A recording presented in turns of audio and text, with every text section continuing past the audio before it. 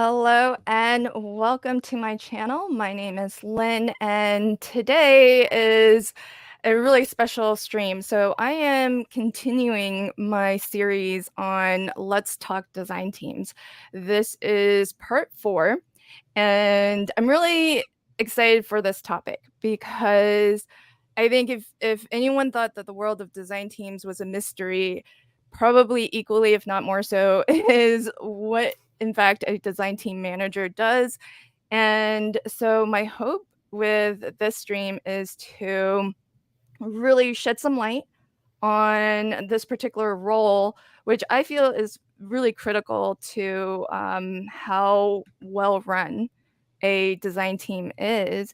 And if you find yourself on a design team, how you can see your design team manager as a resource and how they can possibly sort of help you along your journey as a crafter and a design team member. So today I am streaming to both my channel and as well, hopefully, to the Design Team 101 Facebook group. That's a group that I run with my crafty friend, Danny. And we are a welcoming sort of community of designers. And the purpose of that group is to help each other grow, not just as crafters and designers, but more specifically with the goal of either, getting onto our first design team, or if we have some experience on a design team, being more successful and either finding more opportunities or more teams to join, or just helping each other improve on all of the various things that you have to do as a designer that aren't about the card making. So, as I mentioned, this is part 4. And if you haven't already watched my first 3 live streams, they all are available on a playlist. And these days, YouTube has introduced the concept of podcasts. So I also have a design team podcast, and you'll find this and all of my previous design team related live streams in those 2 places. I'm really excited today because my guest, when I thought about doing this stream, there was only one person I could think who I wanted to interview and discuss this topic with. And I'm so relieved that she said yes, because if she didn't, honestly, I don't know what I would have done. This stream probably would not have happened otherwise. So I'm super excited, and I would love to introduce you to my guest and my crafty friend, Marla Harris. So Marla, Hi. welcome. Hi, my friend. Tell us, well, first just introduce yourself. Tell us where we can find you on your socials and all of that good stuff. So I am mad about cards and crafts, and I have a YouTube channel, an Instagram, and I also have a blog. So that's where you would find me. Hey, Cordelia. Um, yeah, so that's my social media handle. I also go by Marla Harris. I kind of do a hyphen thing occasionally, but you usually will find me under Mad About Cards and Crafts. Yay. Awesome. Okay, so I am attempting to post a link. Okay. I tried to post to the live chat your handle, but it didn't let me. So I'll try to post that link in a bit. But thanks for joining today. I'm really excited, and honestly, yeah, I'm very relieved and honored that you that you agreed to join me on this really I don't do lives. So yeah, this is, and I missed the last one that I was supposed yeah. to participate in because I was so sick. So Yeah. I'm glad that I You were could be in the here. chat though, so we Yeah. still got some really good advice from you.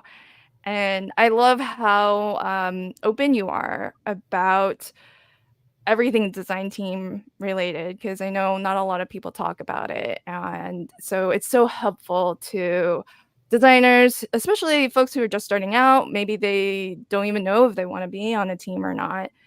And Exactly. so it's really wonderful to just really get that inside scoop. So thank you.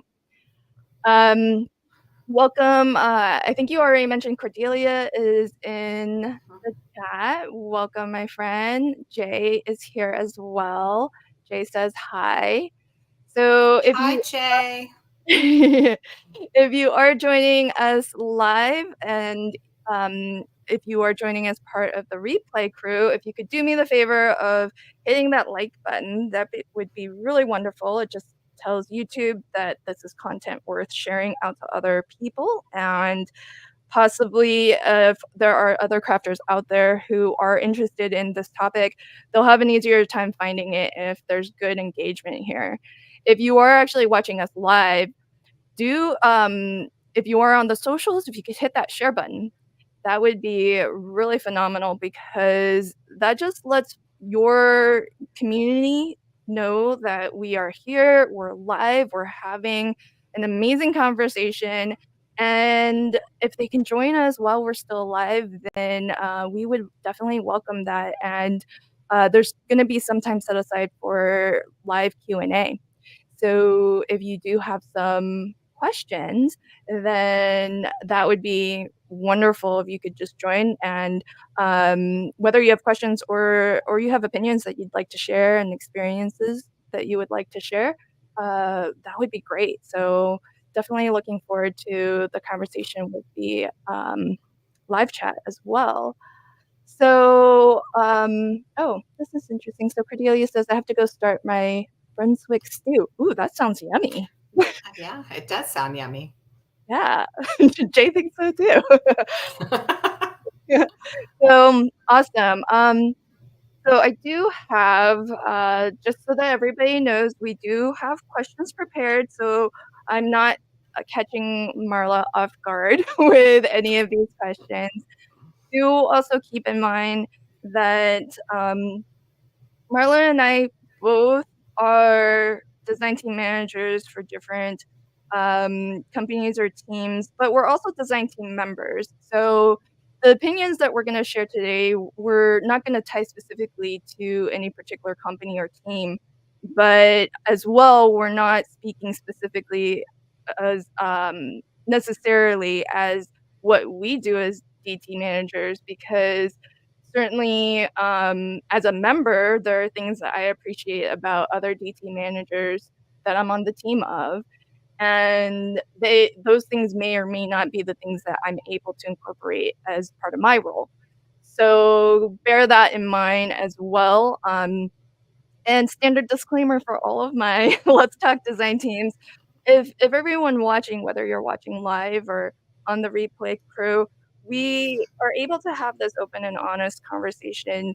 because we are asking that those of you watching, are sensitive to the fact that we are, under kind of confidentiality agreements. And as well, we don't want to be specific to any company that has been a part of our experience, past, present, or current, or future. And so we want to make sure that everybody does have that understanding as well and try.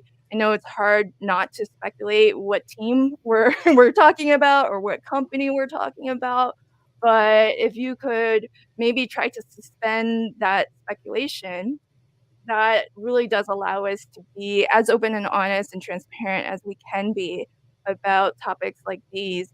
And that way, it's a nice, safe, positive experience for everyone all around.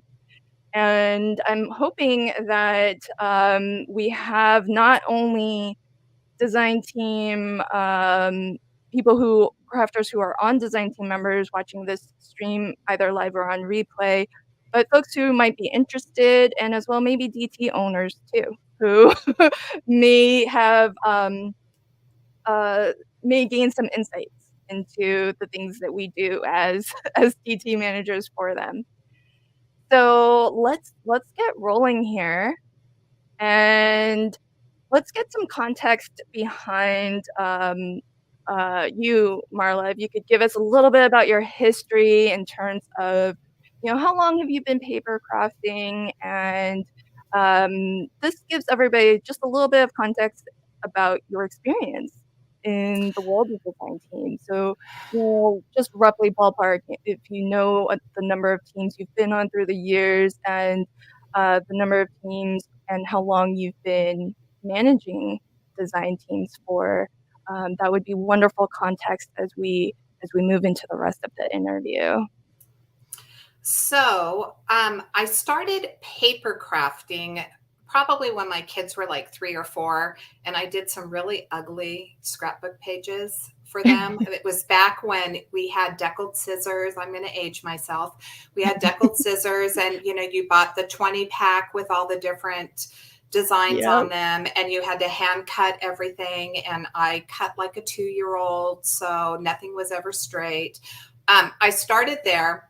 I stopped for a long while, and then in 2010, I saw the Silhouette Cameo.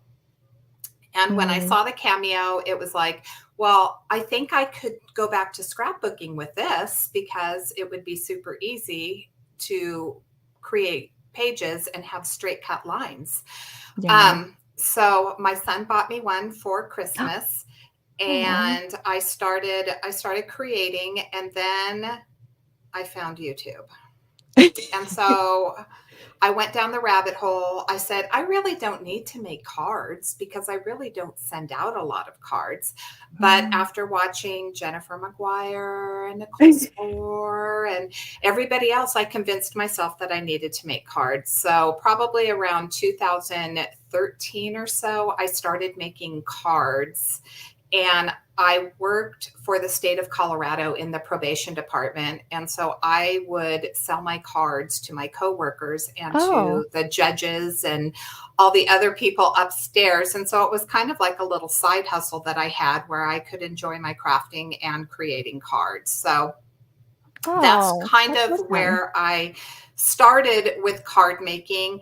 I got into YouTube videos unexpectedly, actually. I had no desire to create YouTube videos, and I had been posting in Paper Tray Ink and the Greetery, and somebody was asking me how I made a flower. And if you go back to like the very first video on my channel, it is nasty. It is like the worst video ever. But I mean, that wasn't my goal. My goal wasn't to, create YouTube videos. And that's when I've talked about this before. I was contacted. Team Tiny was just starting up, and somebody found me and they said, do you want to do Team Tiny? And it was like, God, do I want to do YouTube videos? What the heck? Let's do it. Yeah. I just jumped into it. It wasn't, anything that I planned to get How long into. It just, go how ahead. long ago was that you started your YouTube channel?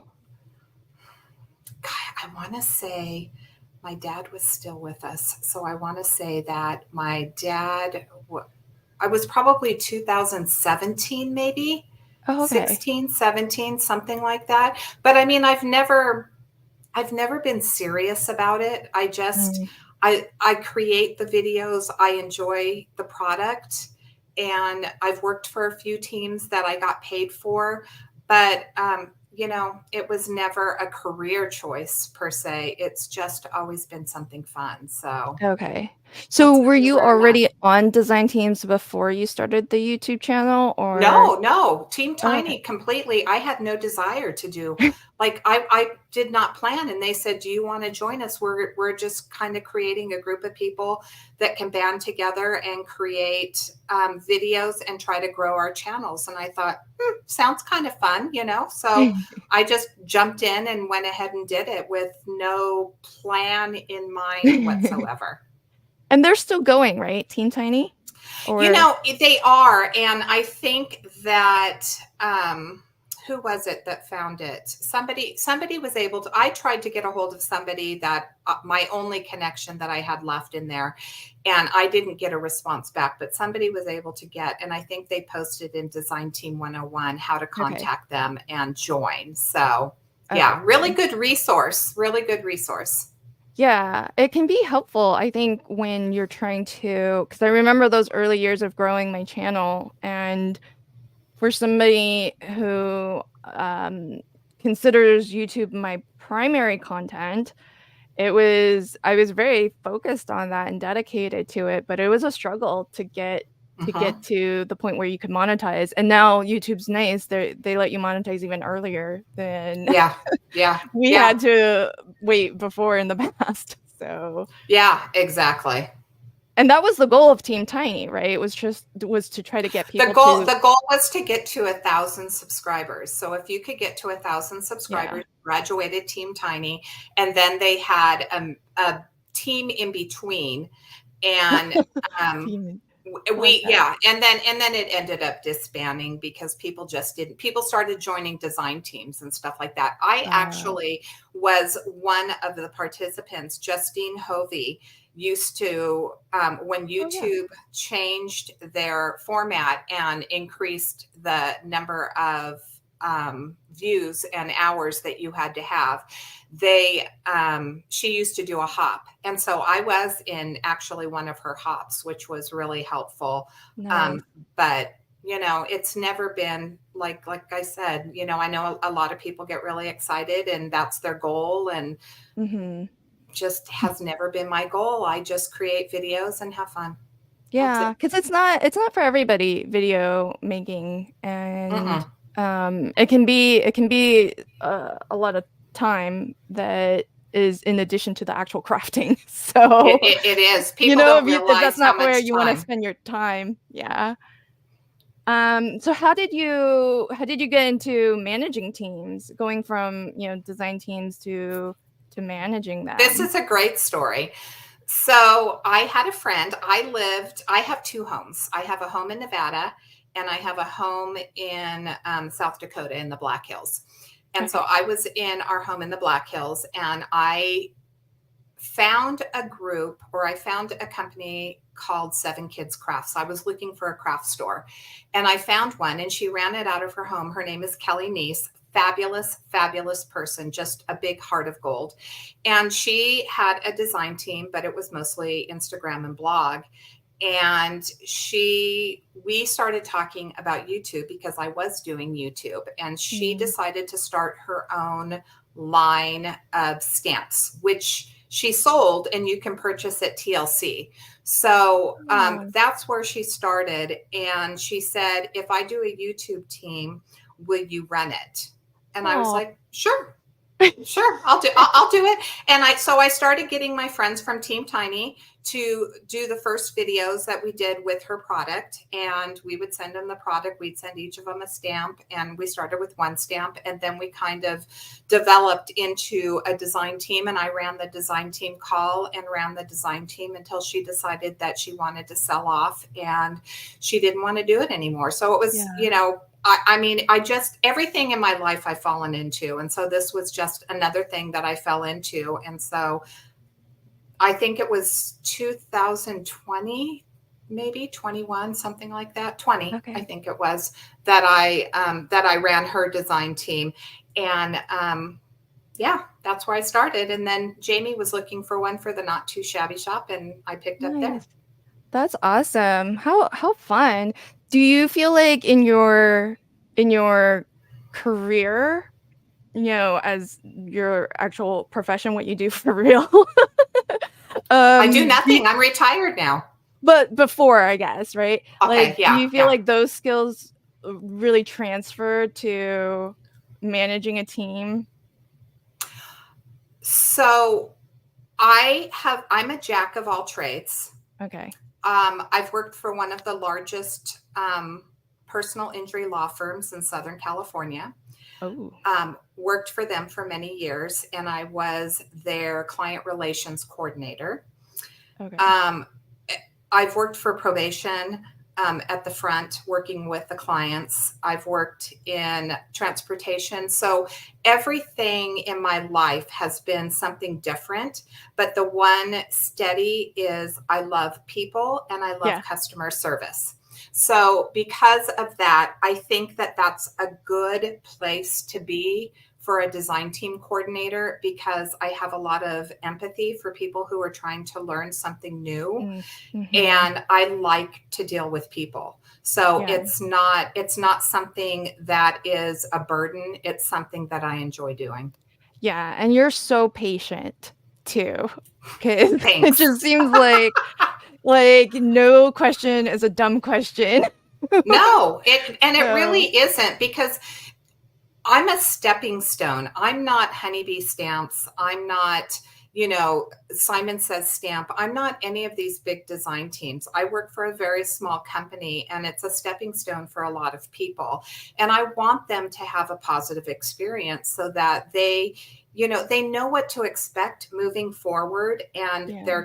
they're able to deal when you're just thrown into a situation, because I've been thrown into situations where nobody gave me any guidance. It was just figure it out.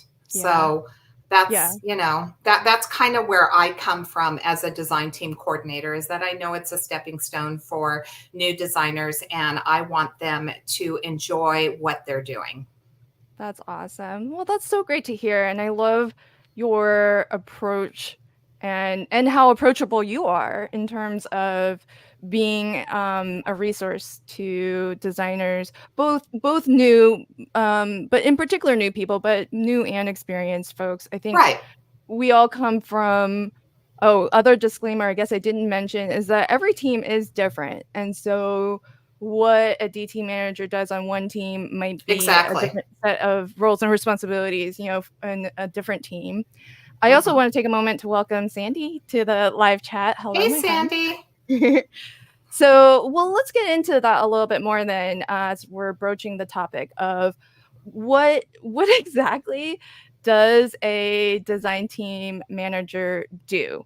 And as I just mentioned, every Hmm. experience is a little bit different. So tell us, both from maybe, and you don't have to tell us which is which, but in terms of what you actually do as a DT coordinator or manager versus what maybe you've observed from, Hmm. because you've got a lot of design team experience under your belt Hmm. as a member as Yeah. well. So let us know what all the different types of roles and responsibilities you've seen.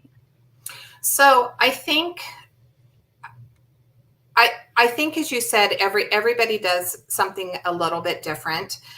Some design team managers are both coordinating and making sure that the videos or posts are going live when they're supposed to be going live, and they're also doing the social media, posting the design team projects Mm, to Instagram and Facebook and stuff like that.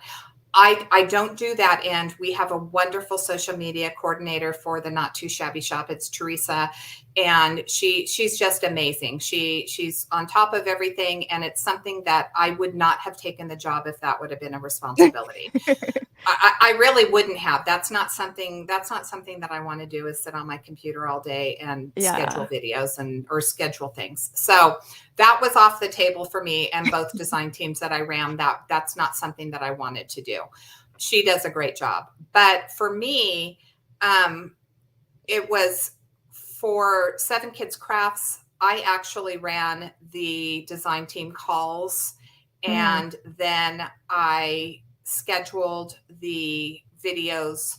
I went from the beginning. I guess I'll go back. My mindset from the beginning of this is that there's a lot of people that are not taking this as a full-time job, that they don't want to transition into a full-time YouTube creator. They're like me, they just want to do it for fun. And so when I took the job, I kept that in mind. And my big mm, thing is that I wanted to make sure that it was convenient. So I want to make mm, sure that you're getting your videos in, and you know what your commitment is to the team, but at the same time you can create your schedule. yeah, So I'm not putting you, because what I see happening, right or wrong, is that somebody they'll be on a lot of design teams, and they'll have like 4 posts in one day. They'll Yeah. have, Uh-huh. all this stuff that's going on, and this isn't their full-time job. And so Yeah. it all kind of clusters together, and they have everything at once and Yep. then nothing. And so by allowing them to schedule their own videos, for me, it just makes it more doable and it makes it more enjoyable. So when I'm hiring a design team, now Jamie actually does the design team calls. Teresa, and I kind of go through the ones that we think have the most potential and kind of whittle it down from there. And then I do all of the content from there. Yeah. So I kind of let them know what their responsibilities are. Look, at you are welcome to join our design team. I'm going to give you a full outline of everything that you are responsible for so that you can make an educated decision, on whether or not this is going to work for you. Yeah. So And couple that questions. way, Oh, go. sorry, go ahead. Nope, I was going to Just say, I'll let you go ahead. finish and then I'll ask. Yeah, no, go ahead. Go ahead. I forgot. I I lost my train of thought. Sorry. I That's just okay. That's okay. curious.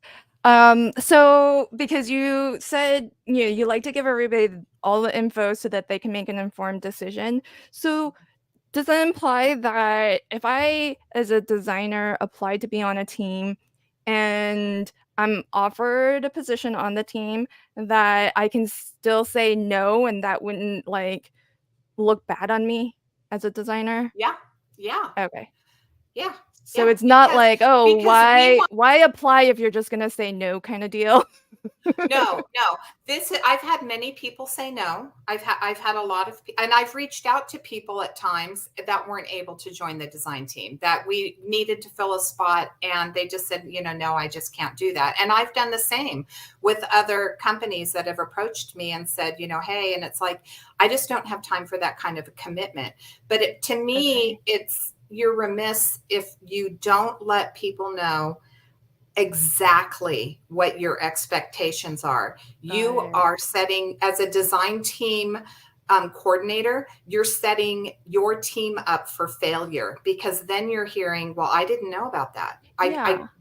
I didn't understand that this was something that I had to do. You want to be as upfront as you possibly can, because you want to create a positive environment in your design team. Okay. So here's a good question from Sandy. So does that take the form of a contract?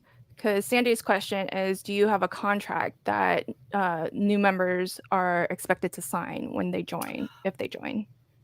So I've been on design teams that require contracts, and Mhm. you sign them. A lot of it is basically not necessarily. I would say it's not necessarily 100% design team related. It's more NDA. Like Got it. you're not Yeah. going to disclose the information from our upcoming products. You know, other types of information that you get in the design team. For the Not Too Shabby Shop, we don't do a contract, which is why I just try to be upfront with them to let them know that this is what your expectations are, and I can always go back to that. So when we'll talk about this later, but when I've had a few issues here and there, it's always, you knew up front Yeah. that this was our expectation, and we're expecting you to fulfill your commitment. And that doesn't mean that if life happens and something comes up in your life and you have to leave the design team before the end of your commitment, that we're going to be mad at you for that. Because we, Okay. at least on our team, we Yeah. understand that life happens, and we try to be as accommodating to that as possible. Okay, so even though there isn't a contract per se, there's still a term, like Absolutely. a time period that you're kind of Absolutely. joining for. Okay. Exactly. And that's outlined in the initial. We're excited that you want to join the Not Too Shabby Shop or whatever company. And, this is what your commitment is. Yeah, wonderful. Okay. Sandy says it's better to say no up front than to Mm-hmm. join and quit right away. That's a good point. Yeah, I'm Mm-hmm. sure that would be much more disappointing for for a Right. design team on the management side Yeah, than if you were to just say be upfront with them and say, oh, this is actually more than what I was expecting. exactly. Um, yeah. So I did also want to just touch to just throw in there as a comment that to your point of being flexible about letting your team schedule and pick their own dates, I feel like it's better for the company too, because especially on YouTube, if I have to post multiple videos on the same day, they're not going to get equal exposure according to Yep. YouTube algorithms. Yep. So it's better and more fair if I can pick my dates and spread that Mhm. out, then they at least have a bit of a more equal footing in terms of how much exposure YouTube will throw at that video. I'm presuming the same would be true of Instagram too. So I do love that you're doing it from the point of view of setting the team up for success so that they can not feel like everything's a crunch Right. when everything is aligning such that they've got so many Right. Right. deadlines hitting the same day. But And I I'm do. gonna and I'm gonna say real quick that there are instances in design teams that I've been a part of that you can't help that because it's a release. You know what I Yes. mean? And a release is Yeah. coming through. And so sometimes the expectation, and usually it's just like an Instagram post or something like that. Hmm. But occasionally it's going to come up, you know, that Yeah. you're going to have a little bit of overlapping, but for the most part, no. Yeah. And that definitely makes sense too, just in the sense that there's going to be business reasons why that can't be helped.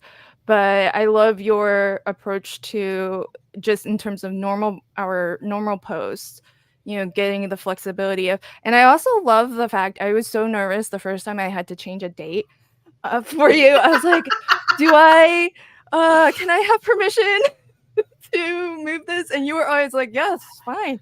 Thanks for letting me know, but do what you Yeah, need to yeah. do. So I love that.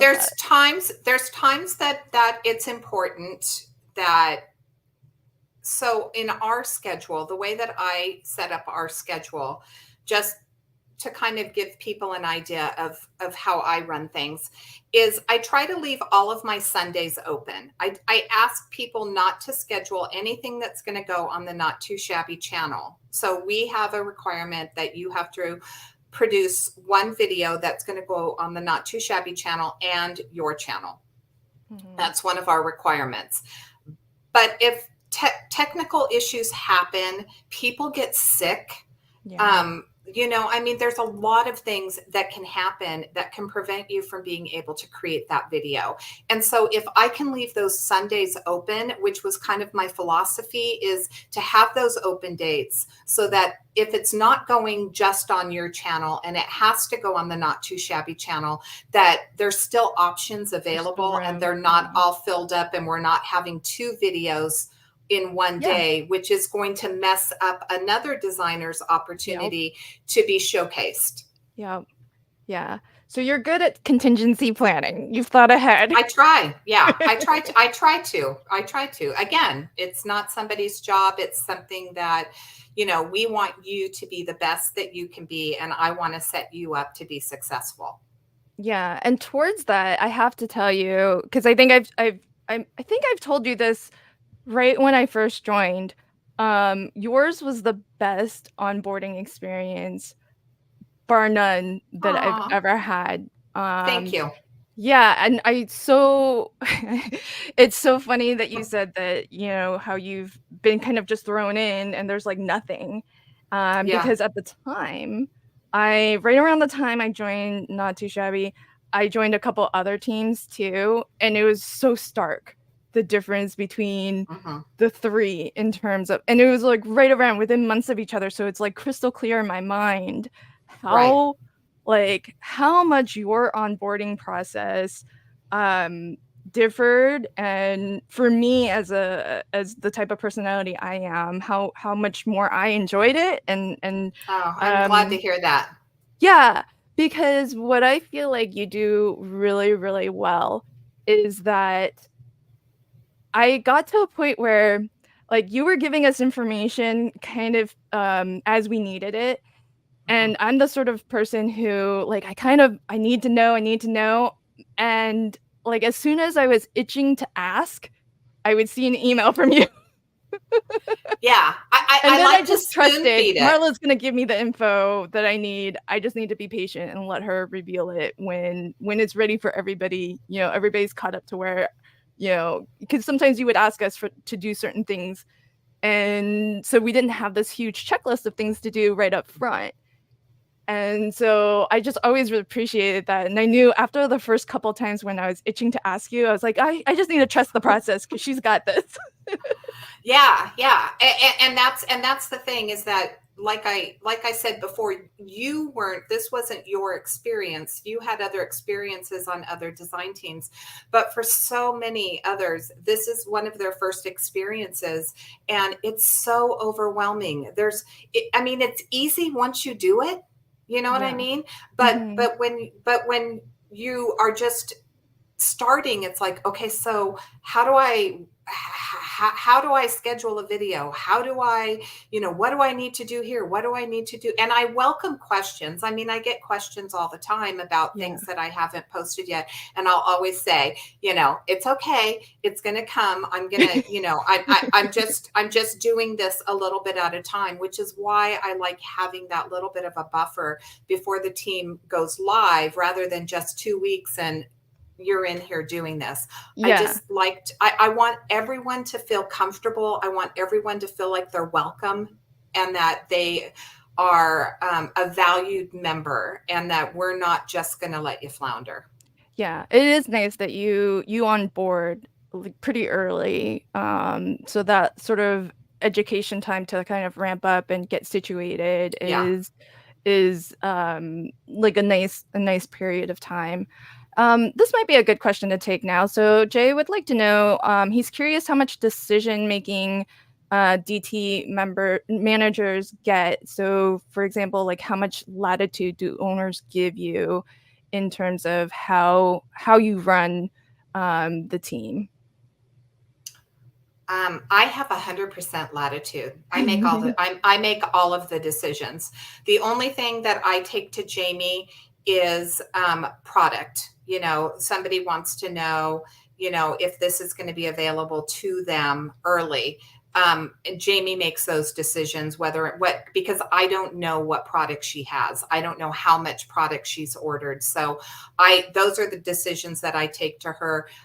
She ultimately makes the decisions. We all collaboratively, Teresa, Jamie, and myself, we collaborate on, as I mentioned, who's going to be on the design team and which Awesome. finalists we have. Cool. Ultimately, Jamie makes the decision, but I send out all the welcome. And once I send out the welcome, Jamie's out of the picture. It's your show. It's my, yeah. If somebody has an issue, they come to me. If somebody's not doing their job, it's me. If somebody, is doing, a great job, it's me. It's, Jamie is doing what she needs to do, and that is producing the new product videos and producing the product with Teresa. Yeah. Okay, that's awesome. And I can definitely say from my perspective of being very new to managing teams that it is nice to have that latitude to run things the way that is like comfortable for your management style, but also what you think is best for the team.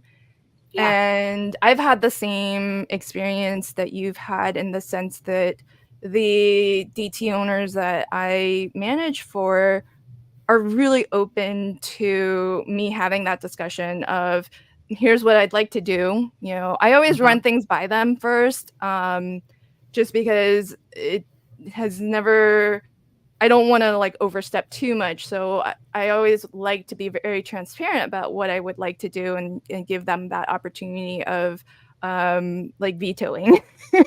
basically. Yeah. And it's nice when you can kind of do things the way that you feel like is best. So it's great that you have that experience as well. Hi Don, welcome. Don says hello. Hi, Don.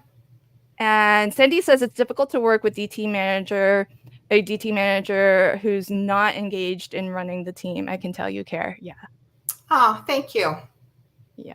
Marla is awesome. I love our design team members. We have the most amazing design team members. I have never had a bad thing to say. I've had bad experiences, but I can always say that every design team member I've worked with has just been a fabulous creator and understanding when I had to make decisions that weren't always positive. So I've had a great experience being a DT manager. Aw, that's awesome. Jay says, I found professionally the hardest people to train are those who don't really take initiative. I'm curious if that is true in the craft world too. Thoughts? I have had so here's the catch 22. The catch 22 is that you're not unlike some of the bigger teams where they're paying some people some good money to create for them. Um, most design teams are providing product, and most people Mm-hmm. join design teams because they want the product and or the affiliate links that Mm-hmm. go along with that. So that's their way of making money on the design team. That being said, there are people out there, and I've run across them occasionally, that don't take it as seriously as they Mm-hmm. should. And so those are just the few and far betweens. But you're right. It is all about what you want to do, and you want to make sure that the people understand, that this is, in my case, this is Jamie's business, and Jamie has hired you and is providing you with product because she needs you to promote. And if you're not going to put the effort in, then unfortunately, we are going to have to let you go. And it's been very few and far between, but a lot of people want the product, and occasionally you'll get somebody who doesn't want to do the Yeah. job. That must be a tough conversation to have to let somebody go. You know, I'll tell you, the times that I've had to do it, I try to be as patient during, because both of the design teams that I ran, we didn't do a full year contract. We do Okay. 6 months. And then once the 6 months is up, then we see, whether or not it's somebody that we want to bring back to the team or whatever. And so I've tried to be patient, and I'm always very understanding if somebody, like I said, is sick or something comes up, they're in their family and they can't make their video. Totally understand that. But when it's perpetual Mm, and it's happened multiple times, like you're not posting your photos to the design team page for Teresa to promote, and at the same time the next month your video's not up for the hop when it needs to be up for the hop, it wasn't scheduled properly, or and then the next month you just completely miss your video because you're too sick to do it, yeah. then I've never let somebody go in the middle of their 6 months. I Okay. usually will talk to Jamie about it, and I'll say, I think we shouldn't renew the contract unless Okay. it's like within like the first 2 or 3 months. Then I think I would make a different decision. But usually the times that it's happened, it's been sporadic in the 6 months, but Mhm. it's still, you know what your commitment is, and this isn't just an isolated incident. Right. Right. And to your point, for DT owners whose goal for their team is to actually promote their retail business. I mean, it's a Yeah. livelihood for Hmm. them. And I know that, like you said, for a lot of us designers, this isn't like a full-time job, Right. and how we depend on income from. And so it's you do need like somebody you can count on, as Yeah, part of your exactly. DT. Yeah, Yeah. totally. Um So let's pop to our next question. Now that we have a better understanding of what it is that a design team manager actually does, you touched on this a little bit, but how Mhm. much do you actually expect new members of joining your team to know about DT responsibilities in the sense of like what all else needs to be done as a designer who is part of a DT? So I do. I outline it up front in your initial welcome to the team letter. I tell you exactly. You know, you're if you're working with this product, you're expected to do this. If you're working with this product, you're expected to do this. You know, you're expected to post to social media. Your videos. When I do a hop, um, I put what time. So what we found recently is that hashtags aren't always working. They stop Yeah, working after a while. And so I started putting in for our hops, a Google spreadsheet. And instead of expecting people to post their links, you know, by Wednesday and their videos due on Friday, I give them until the day before at 9 in the morning so that they have plenty of time, you know, if yeah. these stupid earbuds keep falling out. Um, so that they have plenty of time because again life happens and sometimes you can't get your video done that far ahead of time, but you know 24 hours is a reasonable amount of time. And so I really try and I think I do a decent job of it, of just keeping, you know, everybody informed of what they need to do and what the expectation is, especially for hops once you've learned the initial ropes. And so if I see something, like occasionally I'll go into Google Calendars, and I'll see that videos aren't scheduled for, you know, the next month or whatever, then I'll just send out a general message. I try to send out we have a Facebook group. Um, this is my son. I just have to shut him off. So within our group, I really try to, he's still calling me. No. I still try to post, you know, like we need sneak peeks.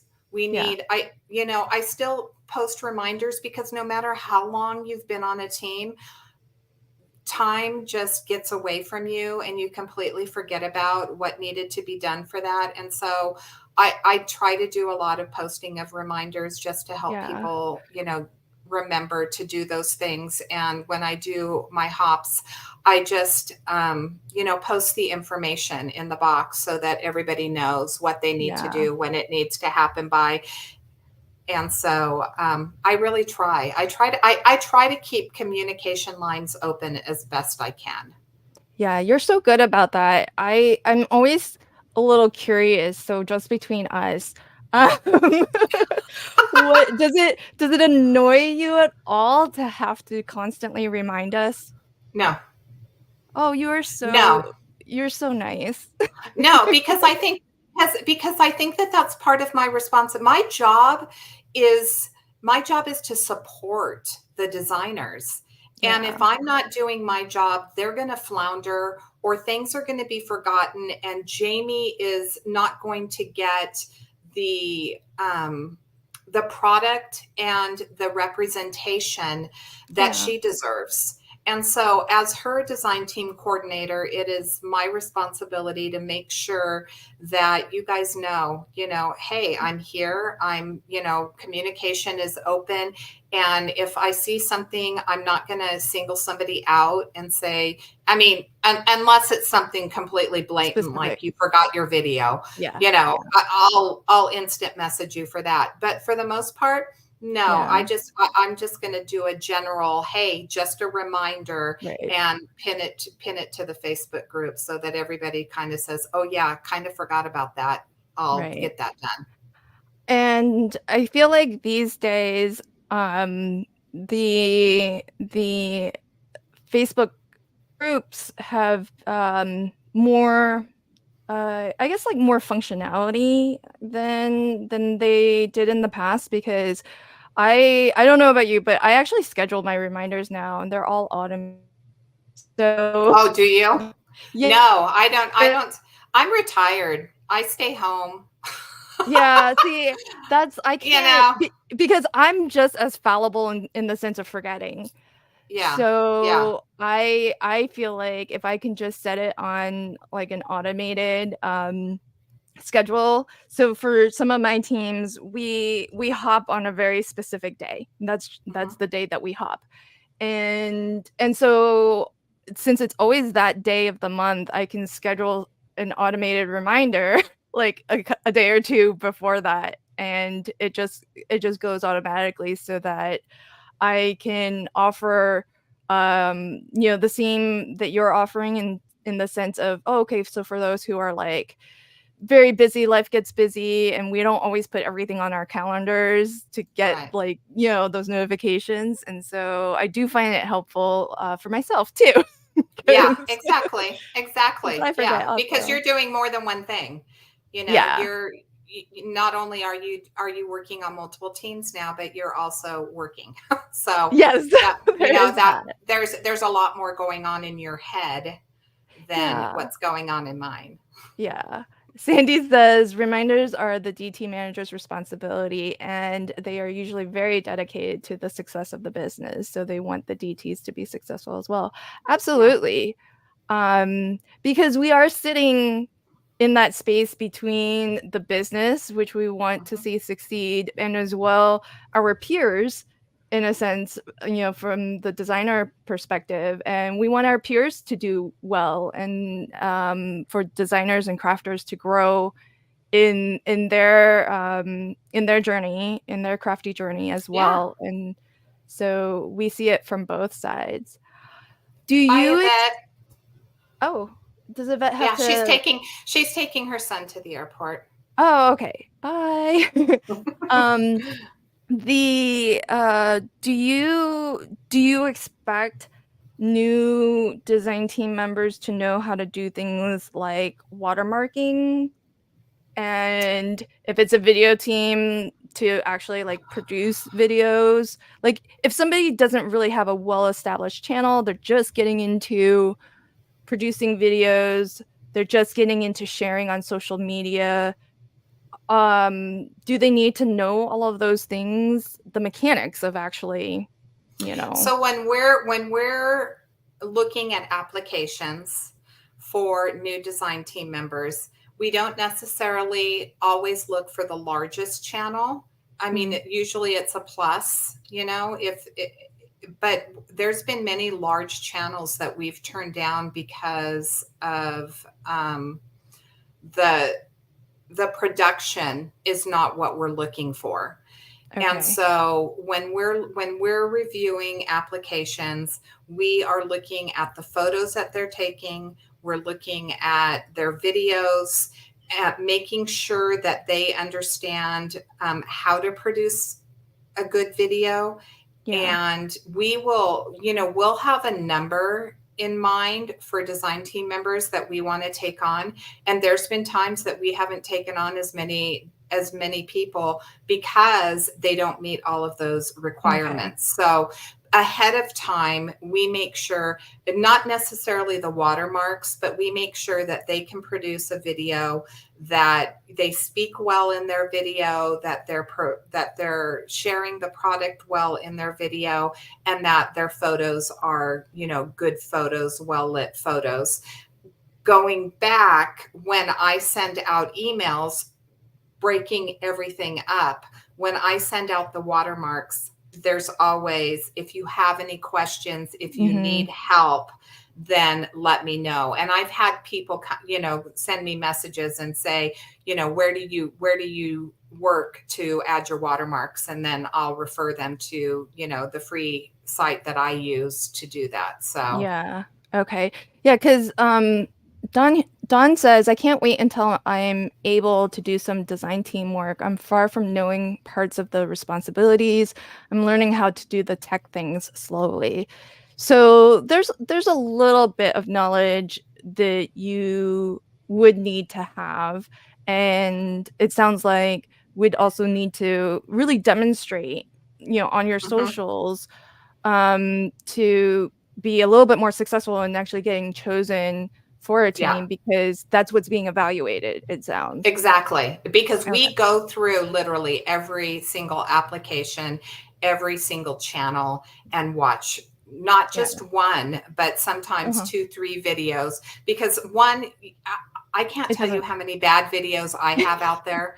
Yep. I mean, everybody has a bad day where they're just not on their A game, and so you have to look at a couple of them, but yeah, you can tell right away with a lot of people whether or not there's somebody that is actually a good fit. And that's the big thing is, for some companies, people that don't make it to our design team right away, there's other companies out there that would be excited to have them on their, Yeah. social media team. So just because you're not a good fit for us right now doesn't mean that you're not a good fit for somebody else. Yeah. And so this question actually came in behind the scenes before our stream, but since you do have input into how who gets chosen on your team, how do you what are you looking for in terms of balance? In terms of the makeup of the team, and is it just like, their technical kind of, abilities in terms of how well produced and their videos are? Or are there other things that you're looking for to balance out your team? Like, I'll just throw something out there, like the style of crafter, for example. Style never comes into play. Okay. Never, ever, ever. For us, I know that we're a stepping stone team. I mean, I've already said that. And so we're going to get a lot of first time crafters that have never been on a design team. And what we're looking for when we're looking at videos is that you're well spoken, that the lighting is good, that your social media is active. So you're, sharing things on Facebook, you're sharing things on Instagram, and that those photos are good looking photos as well. If you can't represent the product with good photos and decent videos, then you're probably not going to make it onto our team. And there are people. I was one of them actually when I first started. Jamie um, had people that had lots, like you, that had 4,000 plus subscribers and stuff like that. I was a new channel. I had less than 1,000, and she said to me, she said, Marla, your videos are really good. I really like your videos. Let's wait till you get a few more subscribers and then I'll add you onto the team. And so 3 months later, I ended up on the team. Oh, Um, awesome. yeah. So, I mean, if there's somebody who's on the borderline that we think, eventually, there have been times that we'll reach out to them and say, hey, you're not quite there yet, Okay. but if you work on this, that, or the other, we think that eventually you will be a good fit. So Yeah. there And have been those occasions where we've done that. yeah, and I can attest to the fact that the because when I first joined the team, my channel was not huge either. Yeah. So I can definitely attest to the fact that that's not something you're strictly looking for, is, Mm-mm. large channels. So that's awesome. So you don't look at style, and so more it's just about the quality of the work It's and the how qual you're and because representing the product. that's 100% what we're looking for, because there are some people who are technically great card makers that just, everything is a work of art. And that's intimidating to some people. Some people Yeah. just, they don't even want to, they pass it because it's too much for them. And then there's others that are looking for somebody, who does have that style. So if somebody can make a basic card that we think is going to encourage others who are maybe new crafters, and Mhm. they're not creating cards like Jennifer McGuire. That's, we're okay with that, because there is a niche Yeah, for beginning card makers that needs to be met, because there's so many people that feel intimidated, and I could never make a card like that. But if if you can take the ephemera and you can use, Jay's a good example. Jay, and I think you do it too, the Kendra card sketches. mhm, And he uses those frequently to show people how they can use the pattern paper, how they can use the ephemera with the pattern paper. And yeah, he's kind of incorporating you know what Kendra does, which is a great thing, for a lot of new crafters and yep, old crafters. But I mean, a lot of new crafters, that's not intimidating. It's yeah. great. It's great for the not too shabby shop, because people need to understand that they can do it. Absolutely. And Sandy brings up a good point that people do like to see all levels of crafters. So the skill Yeah. level of the actual card making or how long you've been card making isn't necessarily Mm-mm. a factor in the sense that it puts you out of the running, Exactly. automatically for a design team. And to your point, Marla, there are new people discovering the craft every day. Exactly. So, it's nice when somebody new, um, can see things that are achievable for Exactly. them. Yeah. And so I mean, I love the papers and the ephemera for that reason because Hmm. because the thing is if you're just starting out and you don't have all the things, like you don't have a die cutting machine and you don't have like a stamp positioning tool or like a plethora of inks and media Right. Right. supplies, you don't need anything more than, like, scissors to No, craft with exactly. paper and Exactly. ephemera. If you can cut straight, which is not my forte.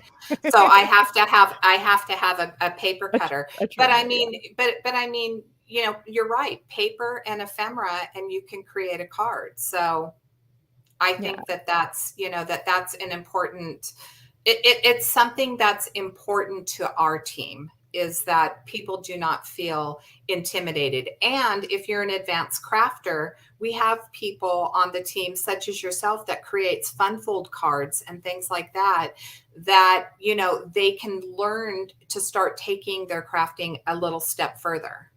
yeah, absolutely, and that's right on point with, Sandy's comment that it's better to have a variety on the team, Yep. to showcase just that, Yeah. so wherever you're at on your crafty journey, hopefully there's somebody on your team who, like, catches your eye with where Right. you're at, or where you're Exactly. aspiring to be, so I do love that, and so I know that so Dawn is talking about a lot of tech stuff. So I'm wondering, Dawn, what tech stuff? Because it sounds like Dawn is not too sure of all the tech requirements behind the scenes to be on a DT. And I'm a little curious, Don, like let us know in the chat what tech stuff you're hoping to learn or brush up on. But my question to you, Marla, is if somebody doesn't is in Dawn's shoes and she's a beautiful crafter, but may be unsure of their tech skills, should they still apply? Or, how do they know they're ready or should apply to a team? Should they still just throw their hat in the ring, or what are your thoughts on that? I think what we're talking about specifically is YouTube.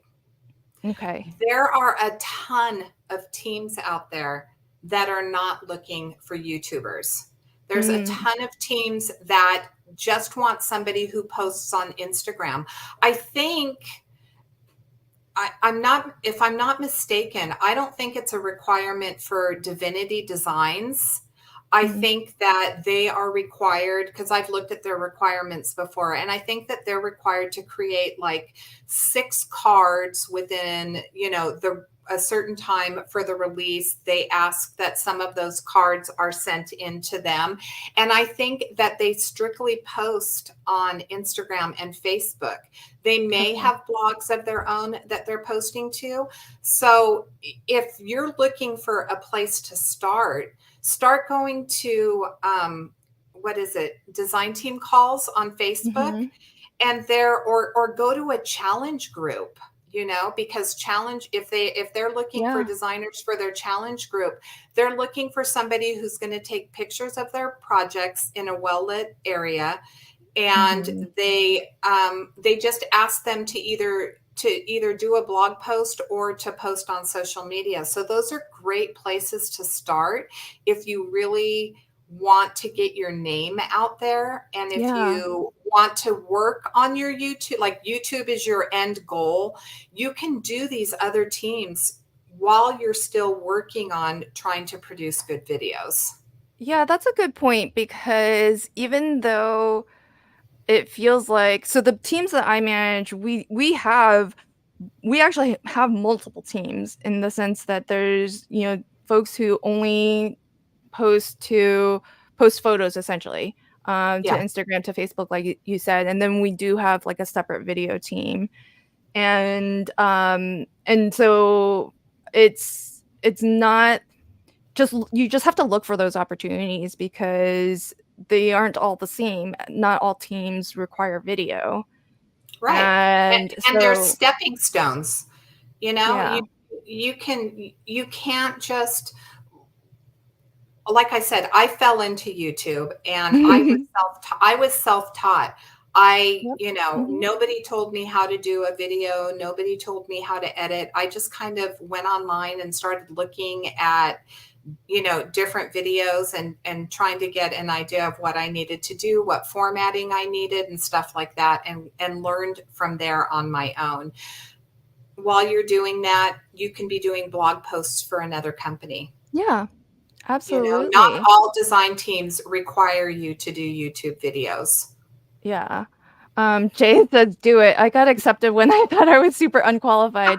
I think I think that there's so much, mystique around design teams in general, and so that's either going to scare people off of trying or, Yeah.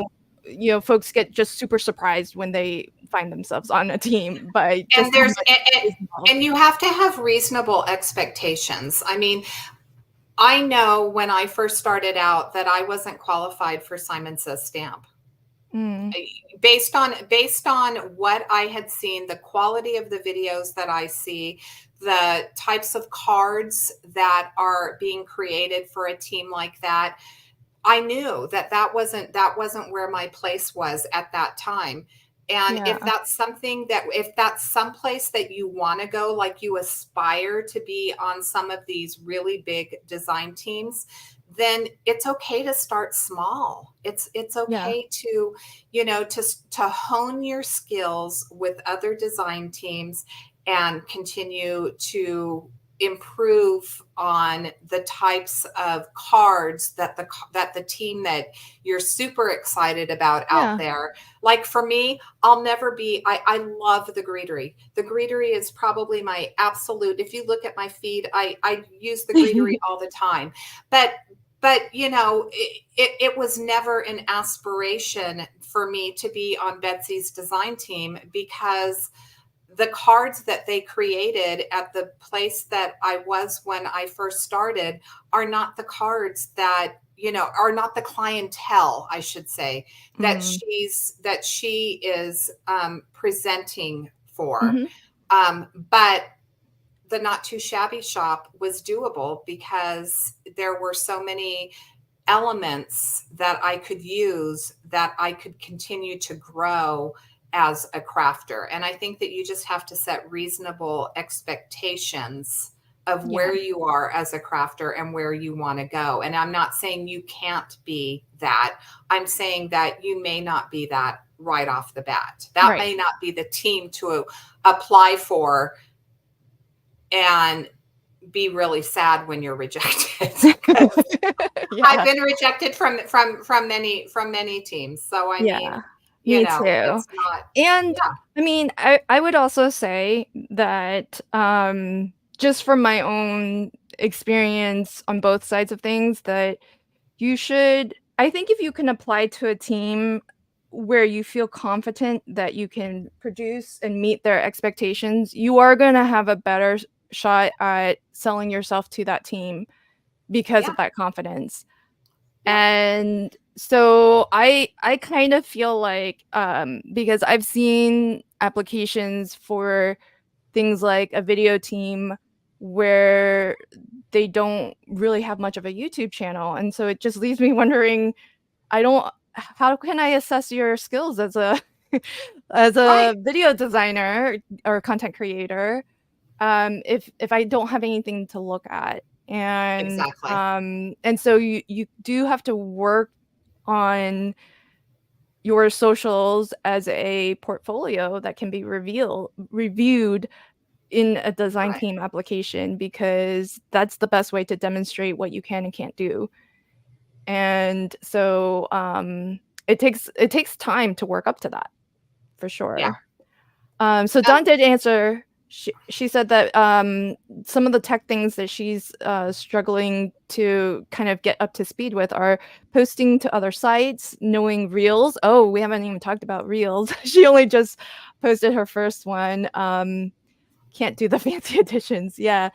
So posting to different places, do you expect that people know how to, like, schedule posts to, their socials, how to, and where else to be sharing, like, other Facebook groups, that crafty groups that they can be sharing their projects in? Like, are those things that you expect to teach somebody new to a team, or that you expect somebody to know coming into a design team? so going back to looking at the YouTube videos, if they're producing a quality video, then my assumption is going to be that they know how to schedule their YouTube videos. That being said, I've had people that didn't understand the process of uploading and being a manager. So Mhm. when you join a design team that has their own YouTube channel and you're not just posting to your own channel, then they have to make you a manager of their channel, and you have to know how to find that in Yeah. order to upload your video and schedule it. And there are people, as I said, that are new and don't understand that. And that's my responsibility. So if you, Okay. again, I go back to the whole, you know, you have been, you should have received an email that has made you a manager. You need to accept that. If you Mhm. have any questions, please reach out to me. And so I always leave the door open for them to answer or to ask any questions that they have about uploading their videos. And I get lots of them. And that's okay. And that's the one thing, if I could say anything to anybody that is new to a design team or wanting to join a design team, and that is, don't be afraid to ask questions, because it's my job, it's the design team coordinator's job to answer your questions and to make you feel comfortable. And those are not skills that everybody Yeah. has. Not everybody has been on a design team, and it's like, whoa, those are things I had to learn. My design team coordinators did not leave it open for me to ask questions. It was just, this is, here's the link. And so I happen to have had many crafty friends who could say, here's what you need to do. Yeah. This is what you need to do, because I didn't feel comfortable with my Asking. coordinator. But I'm not saying that my coordinator I'm not saying that my coordinator would have been upset with me for asking that question. I just chose to choose other avenues to figure it out. Yeah. But I'm saying ask. Yeah, that's good because and I just want to let folks in the live chat know I am starring some questions and I'll bring them up when we hit those topics. But I do want to get to our next question, planned question, because this is a perfect segue to it. Is, what are the most common questions you are asked by team members that are new to the team, not necessarily new to design teamwork specifically, but just folks who are new, and what are those common questions that you often get asked? Usually every question. So I mean, it runs the gamut from when will I, how will I upload my video to the Not Too Shabby channel? How do I schedule my videos?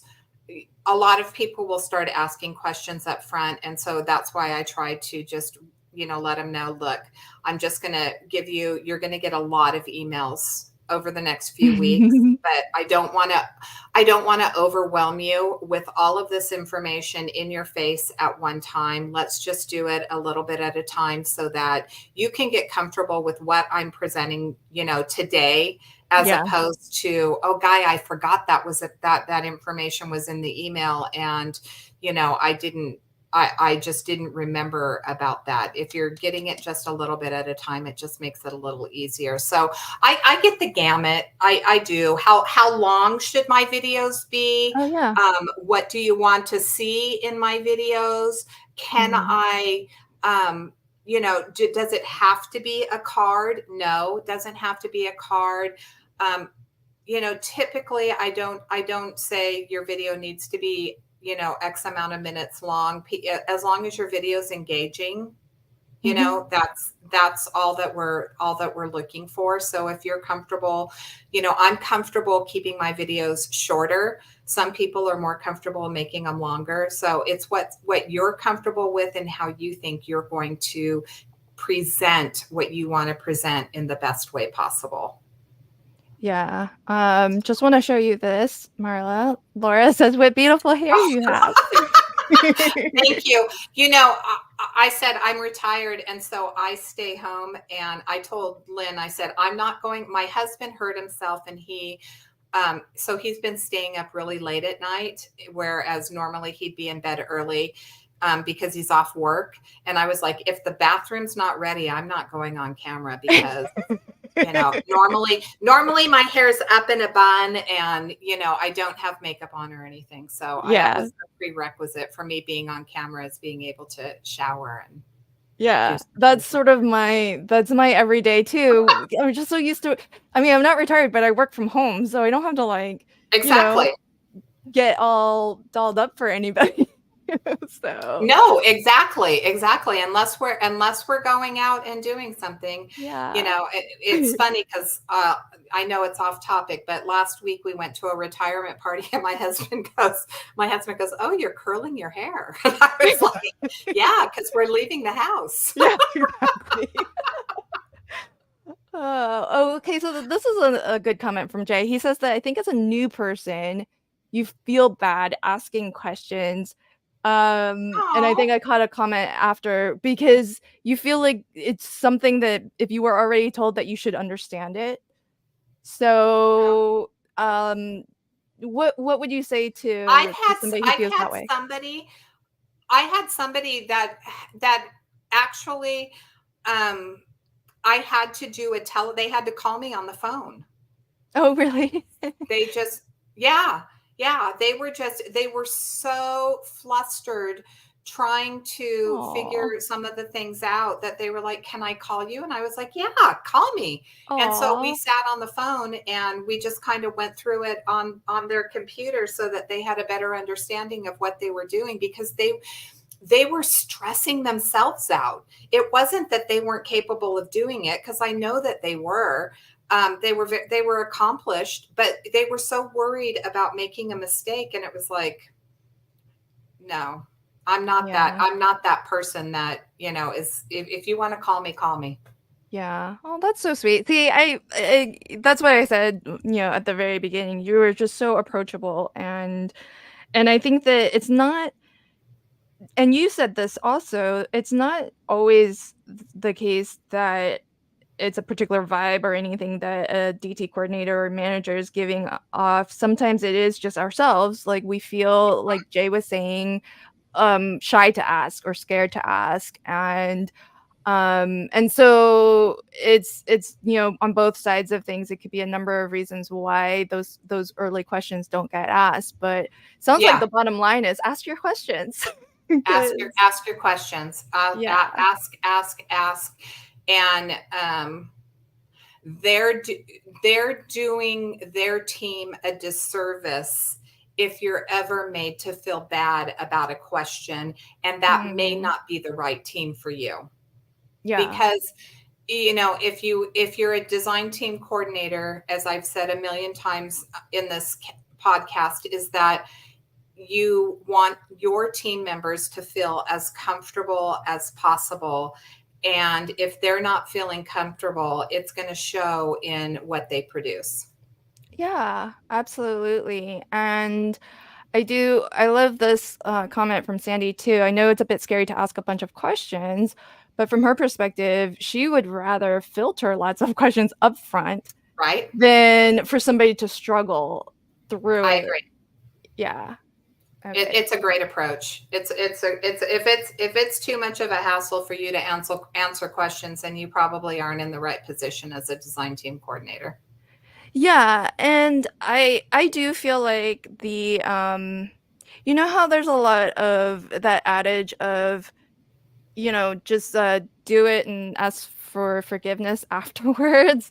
Like, do Yeah. you feel like that's the approach one should take, or do you feel like, well, you should ask first and then and then No, do the thing? I get asked all the time by multiple members on the team, is it okay if I do this? Is it okay? Yeah, Ask.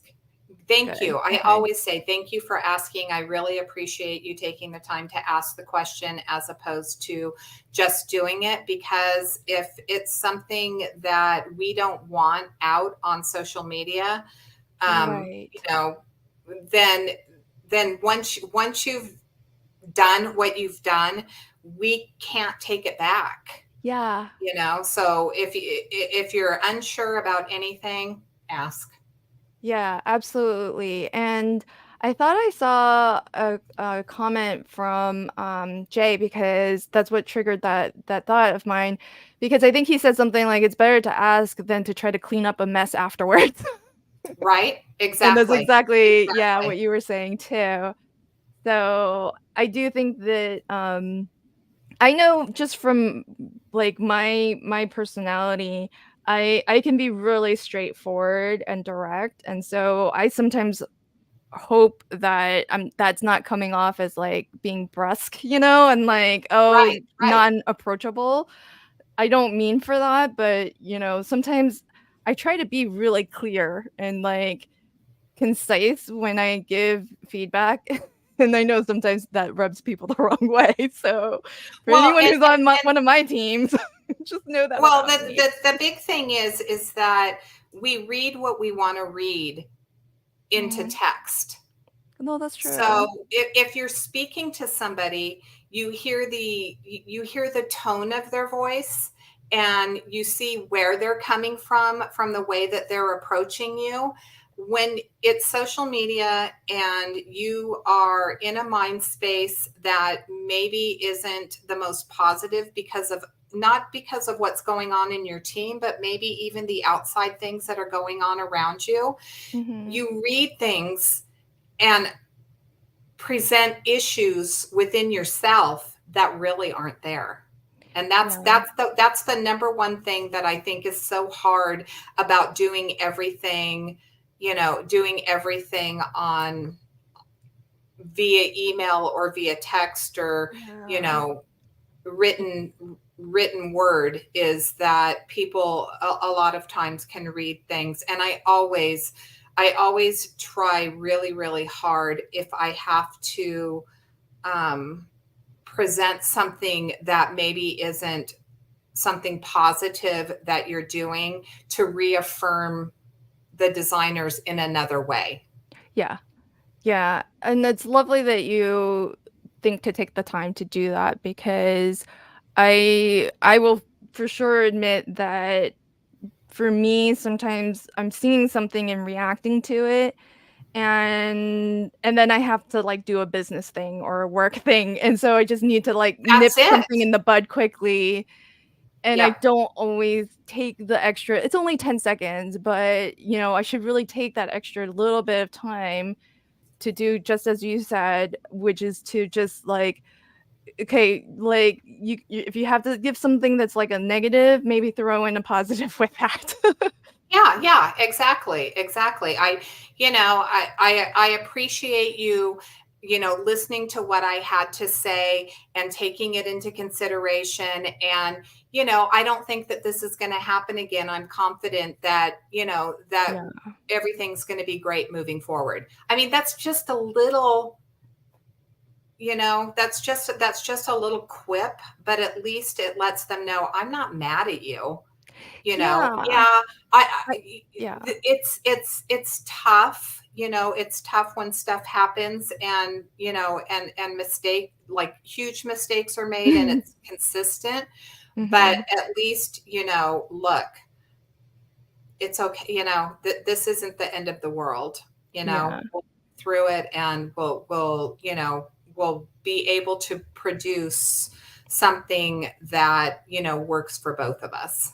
Yeah, and I'm really enjoying this conversation because I feel like I'm learning as well how to be a better design team manager myself.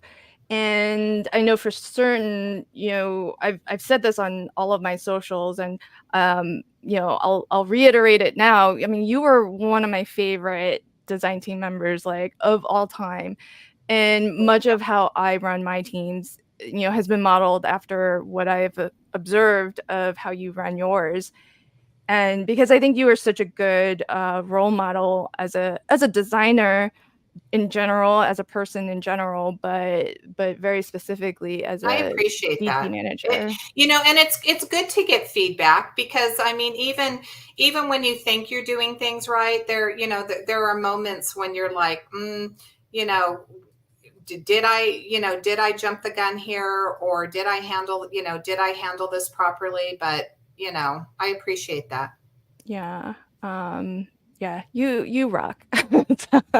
Thanks. And you okay, so for our next question, you've actually touched on this a little bit. So maybe either to summarize or add something new that hasn't already come up, but what are the most common mistakes you see design team members make? New or Sure. experienced because mistakes happen all the time, right? Um, I think in our case, it's scheduling the videos on time. Mm, So I and I think I've gotten a little bit more forgiving of this than I used to be. And it's not that I approached it harshly, but I think I was more rigid about it. And that was, um, when I sent out the perimeters of when the videos should go live, especially, well, on the Not Too Shabby channel, because I don't care when they go on your channel as long as it meets the day that it's supposed to go up. But on mhm. the Not Too Shabby channel, I have a specific time that I like to see all the videos go up. And people forget about it. And with the time differences and everything, I try, because Yeah. I'm Standard Time, and I just try to put everything in Pacific Standard Time. Mhm. But sometimes we'll get people that will post them at the wrong time during the day. They post it at 4 in the morning, and I want it posted at 7 Pacific Yeah. Standard Time. um I kind of let it roll a little bit more than I used to, as long as it's not too late in the day. If it's in the morning, it's like I just let it go. But that's a big one, is not scheduling your videos on time. So if you're in a hop, Oh, yeah.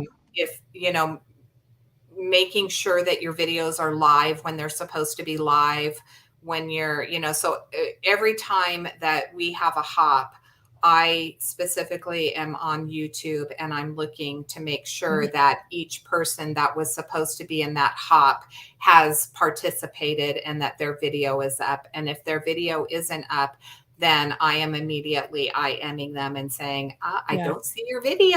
Yep. That type of thing. So I think that's probably the most common mistake. Teresa, on her end, Teresa is so sweet. She is just, she is just the sweetest person out there, and she doesn't want to ruffle anyone's feathers. So I'm bad cop. She will send me a message and she'll say, I'm not seeing that they're not putting their videos, their Instagram stuff with a description, or they're not Yeah. putting it in the folder where they're supposed to be putting it. I'm bad cop. I'm the one who will contact them and let them know, hey, look, we have an issue here. We need to straighten this out and stuff like that. So I think that Teresa probably has a little bit more of an issue with the learning curve of where she wants things and how she wants things done for her social media posts. For me, I think it's, other than scheduling, I think for the most part, everybody's been pretty straightforward in doing what they need to do right off the bat. Yeah. Yeah, I have definitely found that like a lot of the common things are to do with scheduling, whether it's on Instagram or YouTube, because exactly what you said, the time zone thing is a challenge. It is. And yeah, so there's that. There's also the fact that if you are part of Instagram hops, for example, Mm-hmm. there are people who prefer to do it manually, at the time that it's meant to go. Yeah, and then there's people who, like, prefer to try to use an application to schedule it for them in advance, but then the problem with that is that those schedulers fail, Mm-hmm. and you don't always know when they fail, Yeah. and so there's that degree of of, Well, and that goes back to the designer. And I say this to my designers when things like that happen. It like if their video didn't go live, I will Mhm. tell them that it's their responsibility when they're involved in a hop to check Yeah, their video when it's supposed to be live.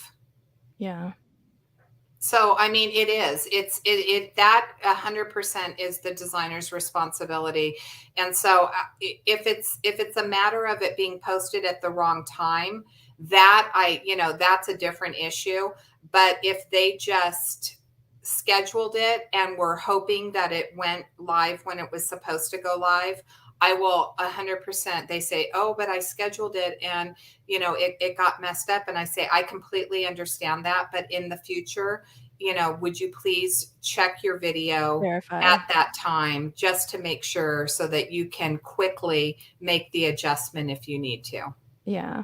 And usually what I've found, at least with YouTube, is that, if you schedule it at a time, it will go at that time. And so it's more of a, did you do the time zone math correctly and actually schedule it when it was supposed to go? Because I've never seen YouTube actually, not post a video when you said you wanted it posted. It's not to say that, human error can't But they happen. could have had the wrong day on there. Exactly. Yeah, because it would be something like you said, it's on the designer, Yeah, where, like, if I scheduled something for an Instagram hop, but I used a scheduler to do that, there's a good chance that I set all the things right, but the scheduler failed, and that's like a tech failure.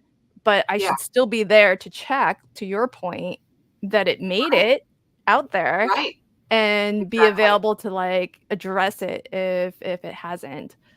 So, exactly. yeah. That is something that, well, I find in general, hops are something that, folks new to the world of design team, ask a lot of questions about or have never really been a part of. Yeah. So do you think that's true from your perspective too, that folks joining design teams, particularly new folks to design teams, are have a lot of questions around how a hop works and what a hop is? Surprisingly, I don't, there occasionally, but it's not a common thing. Most people understand, they've watched hops, Mm, so they understand the concept of a hop and they know how to schedule videos. We don't have requirements for Instagram and Facebook postings. So for we don't do Instagram hops. I think we've done like one or two over time, but not often. Most of ours are YouTube. So for us, the only requirement I have is I need to see your post within a day or two. It doesn't have to. It doesn't even have to be the same day as your video came out. You know what I mean? yeah. As long as it Mhm. appears on Instagram the day your video came out or the day after, I'm good with that. It needs to go into the Not Too Shabby Facebook group. Those are the two requirements. And then if you want to share it elsewhere, you're more than welcome to share it elsewhere. But I think that's probably the one thing that if I have any issues, that was one of the biggest issues I had at one time, was that people were posting their videos on time. Their videos were posting on time, but they weren't posting any of their social media stuff. Oh, okay. So the video was like, okay, did that, and then now that's done, but they haven't shared to their Right. socials, Yeah. which Yeah. is, important because you need to be on all It's the very platforms. important. Yeah. Yeah. And it's not, and that's when I had to start, evaluating whether we wanted them to come back or not. Because if if I ask you, I'm okay asking you once, you know what I mean? Yeah. But if you do it for a couple months and then all of a sudden, I'm not here to babysit. Yeah. I'm not here to babysit. I always check the videos. I try to check I usually see the social media in my feed because I've subscribed to everyone's social Yeah. media, so I can usually see it. But there were occasions where I just didn't even notice that they hadn't posted to social media, because I see the Not Too Shabby in my feed in some way, shape, or form, Right. multiple times a day, and it just Yeah. didn't click with me. And then I would have, Jamie or somebody else, Teresa, say to me, hey, I didn't see any social media in the folder and I didn't see any social media posted. Yeah. Yeah, and that is something that, um, I don't know how much people are aware, but it does take time for you to really make sure that commitments are being fulfilled. Yeah. Yeah. And so that's one of the things that, as a DT manager, that maybe not everybody realizes that we're doing, is to really make sure that the folks saying, who've committed to doing what they've said they've committed to, are Yeah. actually, fulfilling that. And Right. and it can be hard to, like, be on top of all of that. So, Yeah. And that would be my one negative about being a design team yeah, coordinator, is that there are occasions, not always, but there are certain teams where I felt like a babysitter, and I yeah, felt like I had to,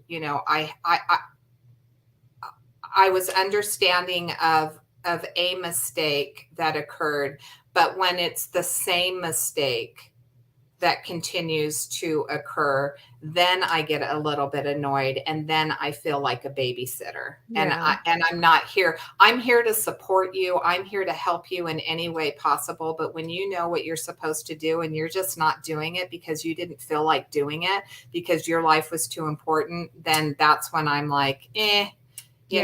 I'm Or over if you're, like, this. just waiting for the reminder constantly to Yeah, before, you take yeah. action. Yeah, Yeah. and I think Jay talked about that where he said, people not taking initiative, and that is Mhm. initiative. It's knowing what you're supposed to do and making sure that it gets done, and your job as a designer is to make sure that you're fulfilling all of those obligations, not just getting the free product and creating a video. Yeah, absolutely. And I feel the same as Don. Don says that this is a pet peeve of mine, failure to keep commitments. I'm learning to be more understanding. Yeah, Um, Me too. And I feel like to your point, there's a lot that we manage behind the scenes, and it would be very good and easier for us if everybody just did all the things that they were supposed to do, right.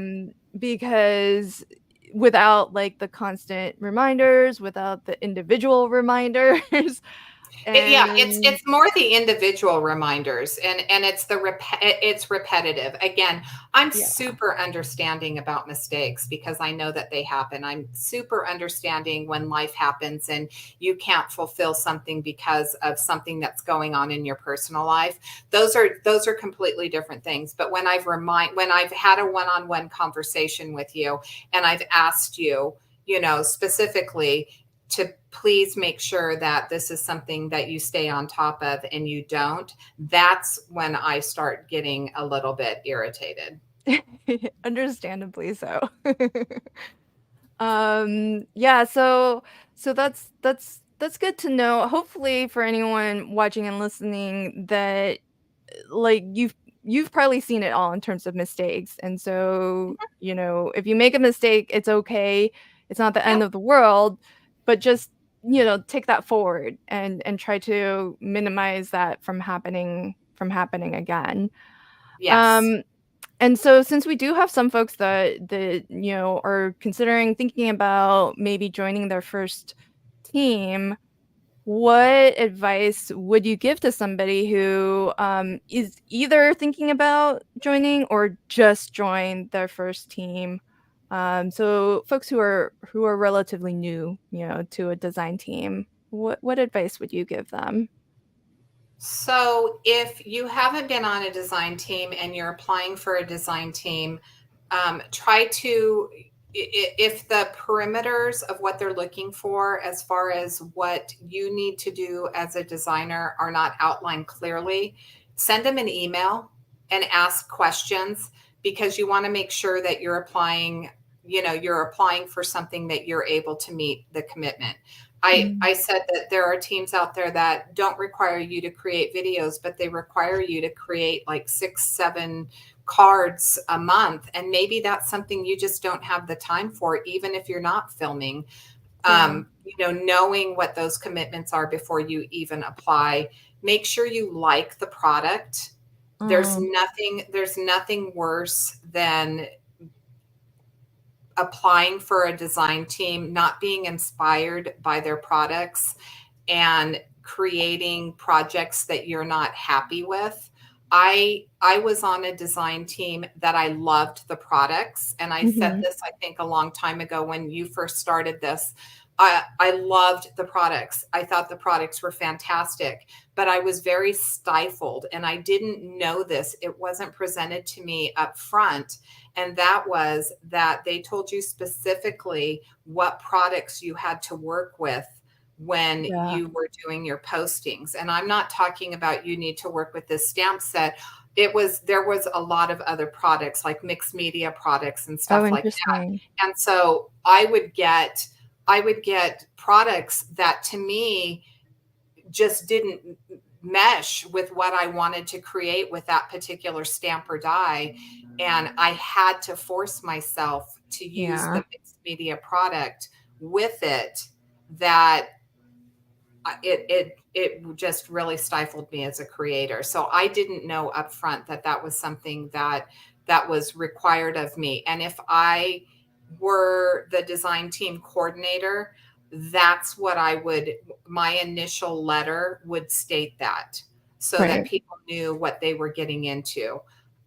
So if there's a company that you're looking at applying for and they have more than stamps and dies and paper, um, those are good questions. So make sure that you ask questions, before you apply, so that you understand exactly what you're going to be working with and how. And then I would also say, just make sure that you read everything and know what you're getting into as they're presenting information, because um, and stand up for yourself, because if Yeah. they're requiring you, if they've asked you to do one thing, and then they start saying, well, I saw people doing this and I think you should start doing this, or I've seen um, this product used this way and I want you, that's not what you asked me to do. You asked me to create X amount of videos, and you didn't have all of these other parameters, and I'm not going to do it. If they're not straightforward with you and they start coming up with, at first they said 6 cards and now they want you to produce 10 cards and they want you to mail the Yeah. cards in, then, stand up for yourself and say, look, this isn't what I was asked to do. So knowing what your requirements are, and then making sure that those requirements aren't changed, because that's one of the things that I've been really conscientious of with the Not Too Shabby Shop, is that one of either Jamie or Teresa or whatever will come up with another idea of how they want something done, and I'll say, no, we're not doing that this term, because, and not that it's a bad idea, but it's not something that we presented when we Yeah. were presenting how we wanted things done. And so to flip it 360 and to say, now we want this. A good example is we did 2 videos a month, and then when the box of the month came out, it had a plethora of Mhm. products in it, and we wanted to make sure that all of those products were presented. But we've already told everybody that they're required to do 2 videos. We can't come in the middle of their term and say, okay, Right. but by the way, we have this box of the month and we want you to do 3. I waited Yeah. until the term was ended, and then I went to the team and said, hey, this is what the new requirement is going to be. So when we do a design team call, and when I ask who wants to stay on the team, what is the new expectation Right. coming your way. Yeah. So, something that hasn't been said, but that I'm hearing you say now, is that part of the role and responsibility of a DT coordinator or a DT manager is to advocate for the Uh-huh. design team members Absolutely. to the DT owner. Yes. And yeah, so, I think it's fabulous that you say that, because it makes me think how much of how you lead and manage your team is shaped by your experiences of what you like for Yeah. how a team to be managed. Yeah. Yeah, because everybody wants to be respected, and Yeah, everybody wants their time to be respected, and to just to flip in the middle, or to not present everything fully up front. And then, as a designer, you're like, wow, this isn't really what I signed up for. You know, working with, being told which mixed media products to work with, really, like, just made me a stagnant crafter. yeah. I could show you a ton of things that I created that I was not proud of, Oh, yeah. because I felt pressure to work with something. And it's not that that product wasn't perfect for like a million other things. To Right. me, it just wasn't perfect with that particular, that combination was not a good combination for me at that time. So, you really have to take um, what your designers are, their mindset is going to be, and Yeah. really weigh whether it's worth making changes, or not presenting everything up front Mhm. if that's really worth what you're going to get in the end with the products that they work with and what they present, because you can tell when somebody is Right. not, And inspired.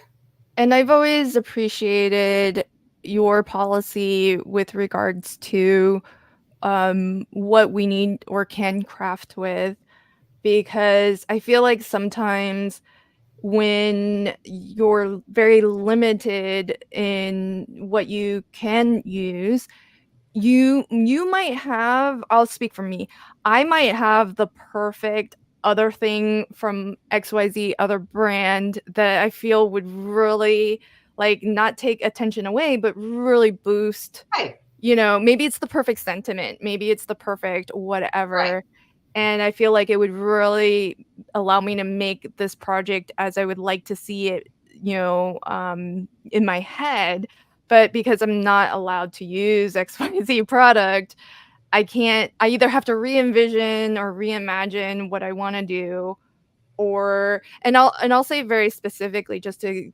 put a finer point on it, like, sometimes I'll see a stamp set that I'm thinking, "Oh, that would be great with this other interactive die that I have."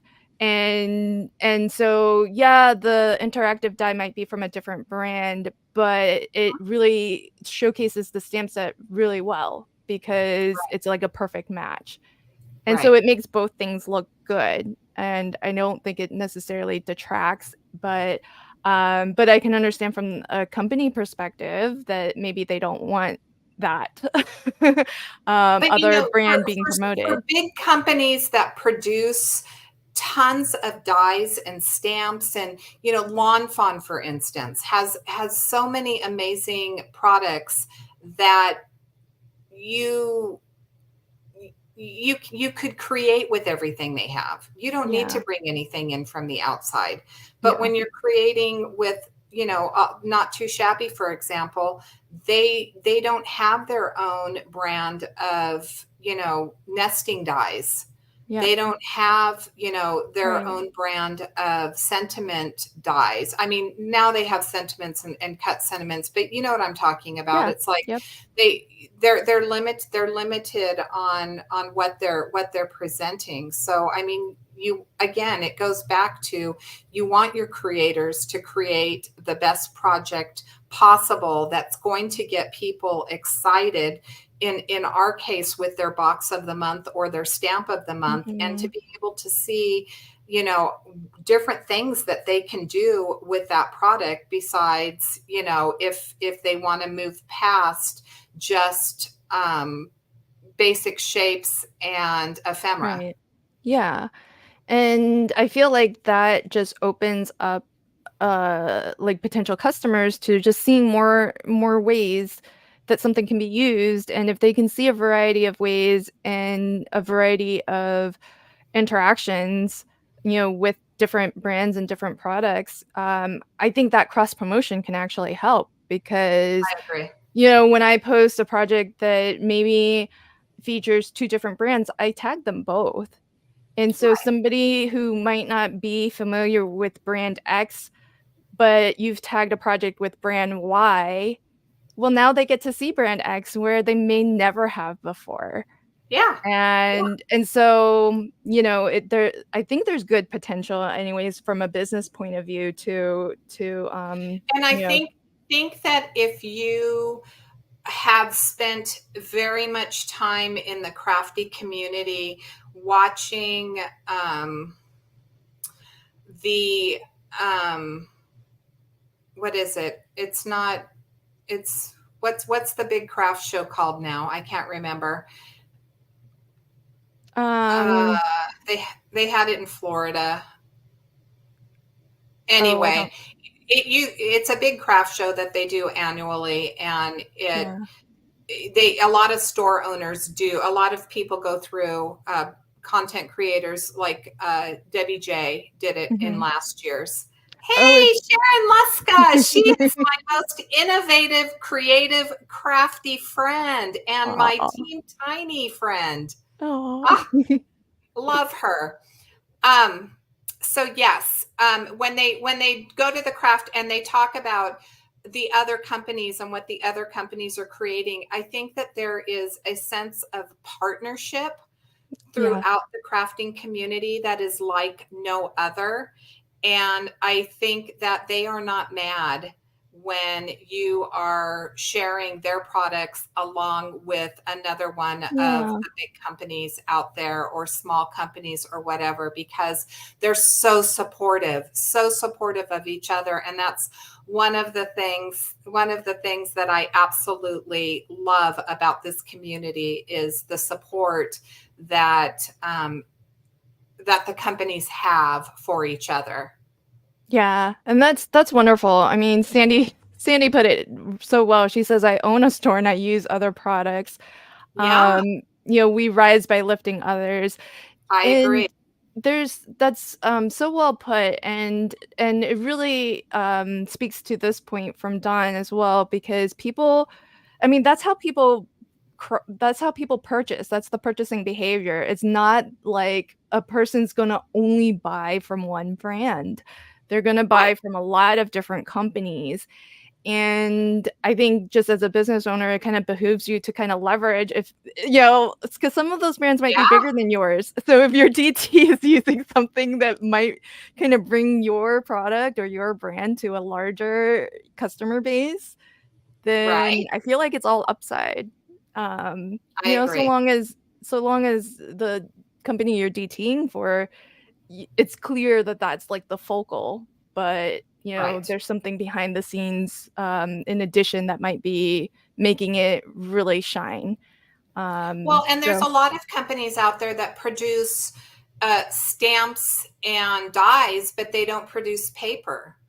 right, So, yeah, being able to spotlight, somebody who does create paper, beautiful paper that, yeah, normally wouldn't be spotlighted is a way for the different companies, again, to show their support for each other.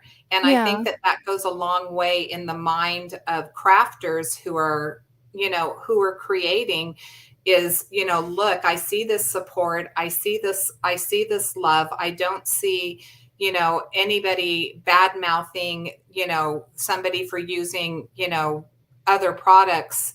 And I want to support that company as well. yeah. And I think Sharon brings up a good point here, that Spellbinder's just diversified, so we're gonna see lots more of that going forward. And I wanna bring that up because it's a really good point. I feel like, and not being a craft business owner myself, I can understand kind of both sides of the idea that if you are a small company, to want to be very hyper focused on your own thing. And it's interesting that Sharon brings this up, because I think today just hit my inbox, or maybe yesterday, but I saw another company that is actually going to stop selling other brands I and saw that. focus. Yeah, right? Okay, so you know what I'm talking about. Yeah. So Yeah. isn't that interesting? Because you see, on the one hand, and maybe it's because Spellbinders is larger, so maybe they they're at a different phase in their business, where now it makes sense to kind of, because they sell all brands, all sorts of brands now, and every day when I go, it's like a new brand has hit their shop. Yeah. And the irony of, like, now seeing this other company who's doing the exact opposite, and I wonder if, like, years from now, they'll reverse that and try to open up. I don't know. I think, and I'm going to tell you right now, I just got a thing in my earbuds that said that my battery's low. So I hope I don't lose my sound. Maybe my computer will pick it up. Okay. But I think that the thought process behind that was that they finally built up enough product of their own. Mm. When they first started, they didn't have enough product that Ah, that they were able to do that. And now they've built up enough product of their own that that's why they're moving in that direction and trying okay. to minimize the expense Yeah. of keeping all of those other products in stock. You know what I'm Yeah. saying? That makes sense because, now they wanna put their money into their own product Yes. rather than wholesale Yes. other brands where maybe Spellbinders has a large enough budget, that they Yeah, can invest in other brands to then diversify their customer base and, acquire some new customers who might be attracted by a different brand, but then now become first, time purchasers of the Spellbinders brand. exactly. So very interesting. Okay, that's a good point. I didn't think about that. So Be Creative with Miss Judy B has just joined and says, "Good afternoon, everyone." Hello, Oh, welcome. So I want to bring up this comment from Sandy. We are a small company, however, the craft industry is big enough for all of us. Everyone produces different styles. Yeah, yep.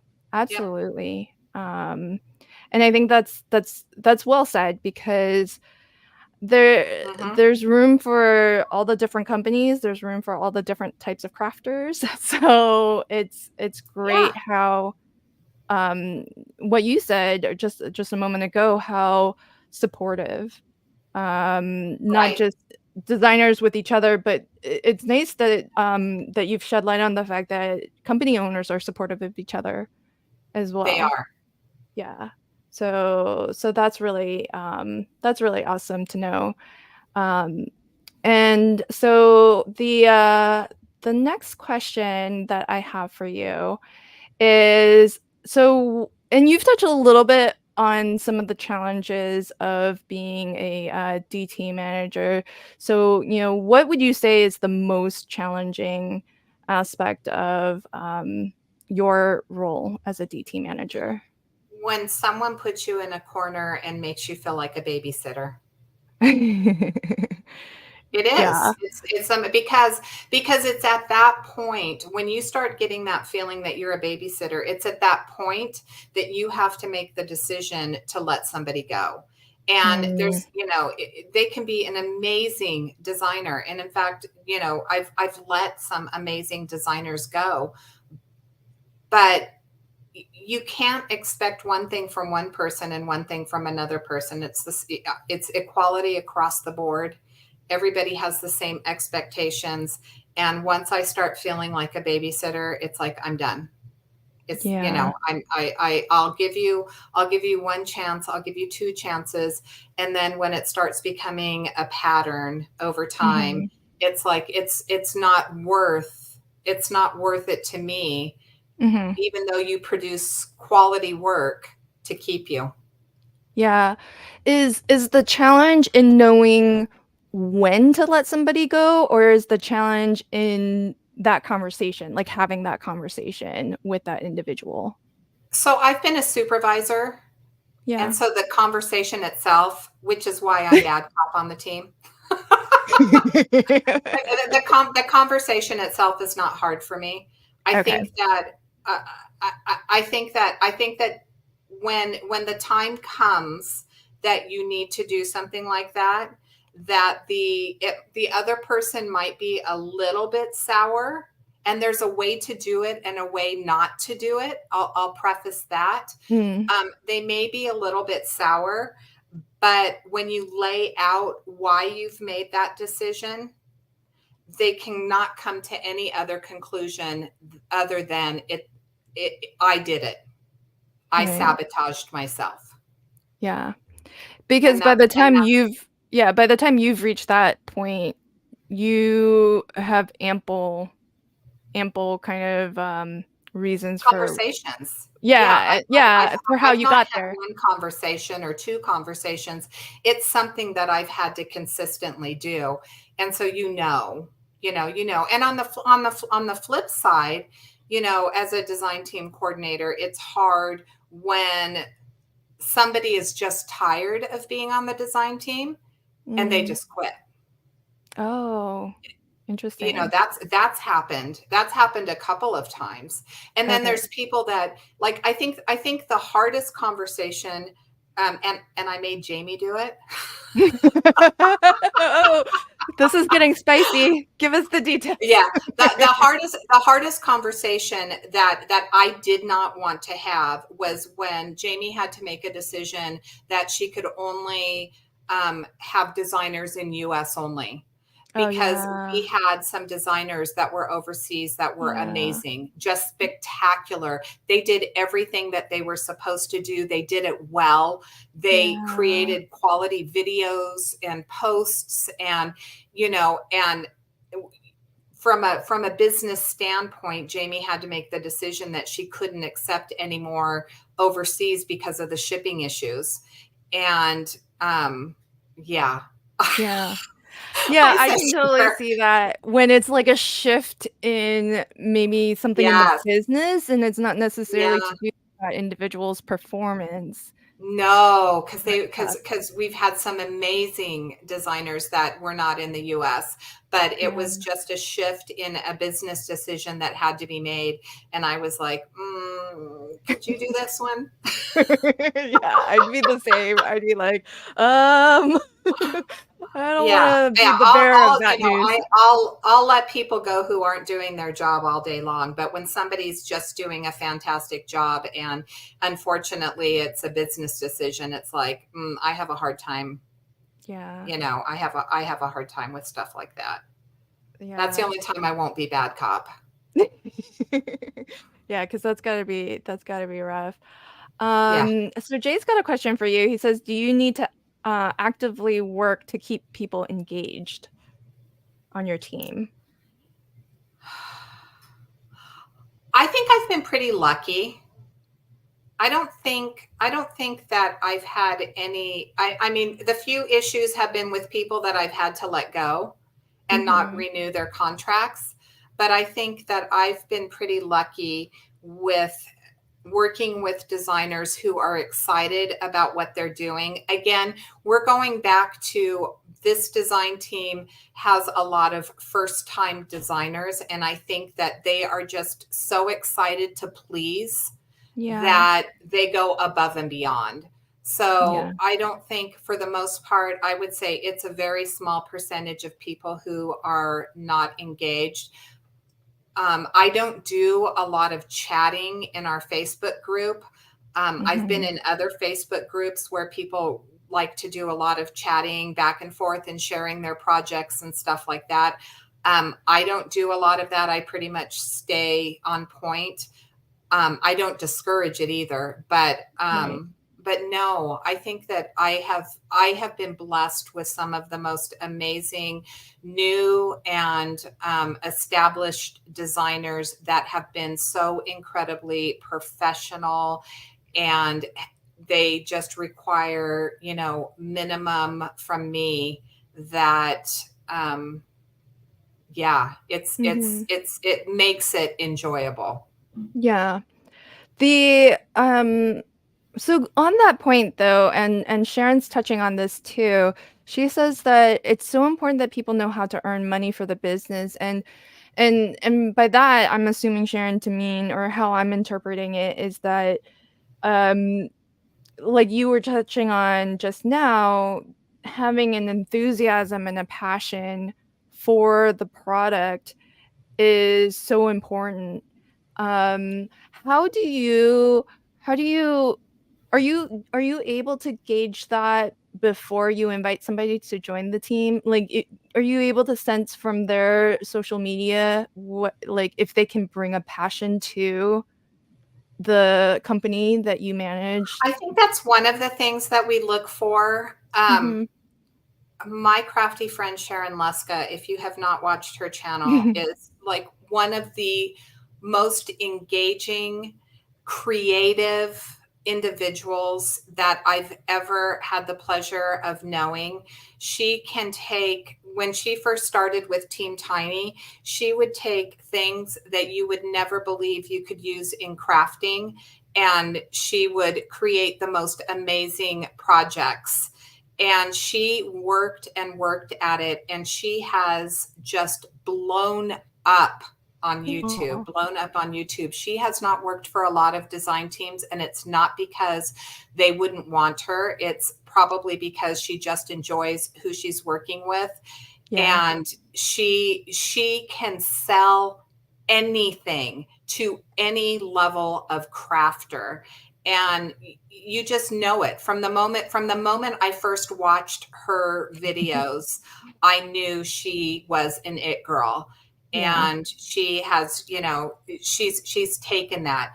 That being said, there are a lot of new crafters that just need to hone in, and um, I don't think that it's something that we actively that we actively require, but one of the most important things is making sure that they're active, super active on social media, because we are a small store. So, you know, Yeah. for a lot of companies, they can hire designers just to post on Instagram, and that's good enough for them. But for our company, we need as much exposure, um, Right. anywhere and everywhere. And so a lot of the designers that we choose are super active on social media. And Yeah. that's, you know, getting our name out there is what's really Yeah. important. And I can't agree with you more. And for me, one of the things that one of the ways that I look at it is that every crafter, I think, is going to continue to kind of evolve and grow as a crafter. Yep. And so even if they are very new, like you're saying, to the world of card making and paper crafting, they're just gonna get better with time.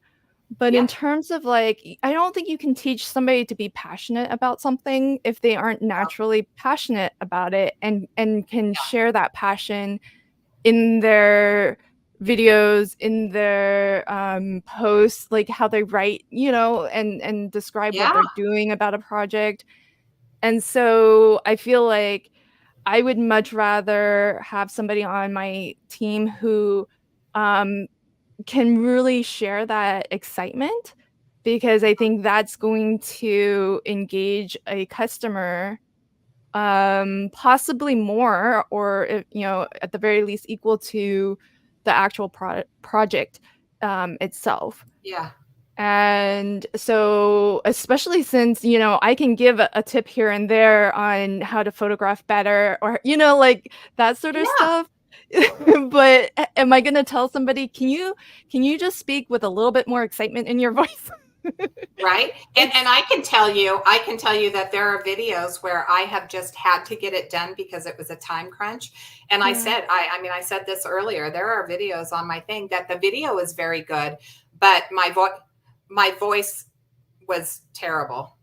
yeah, yeah.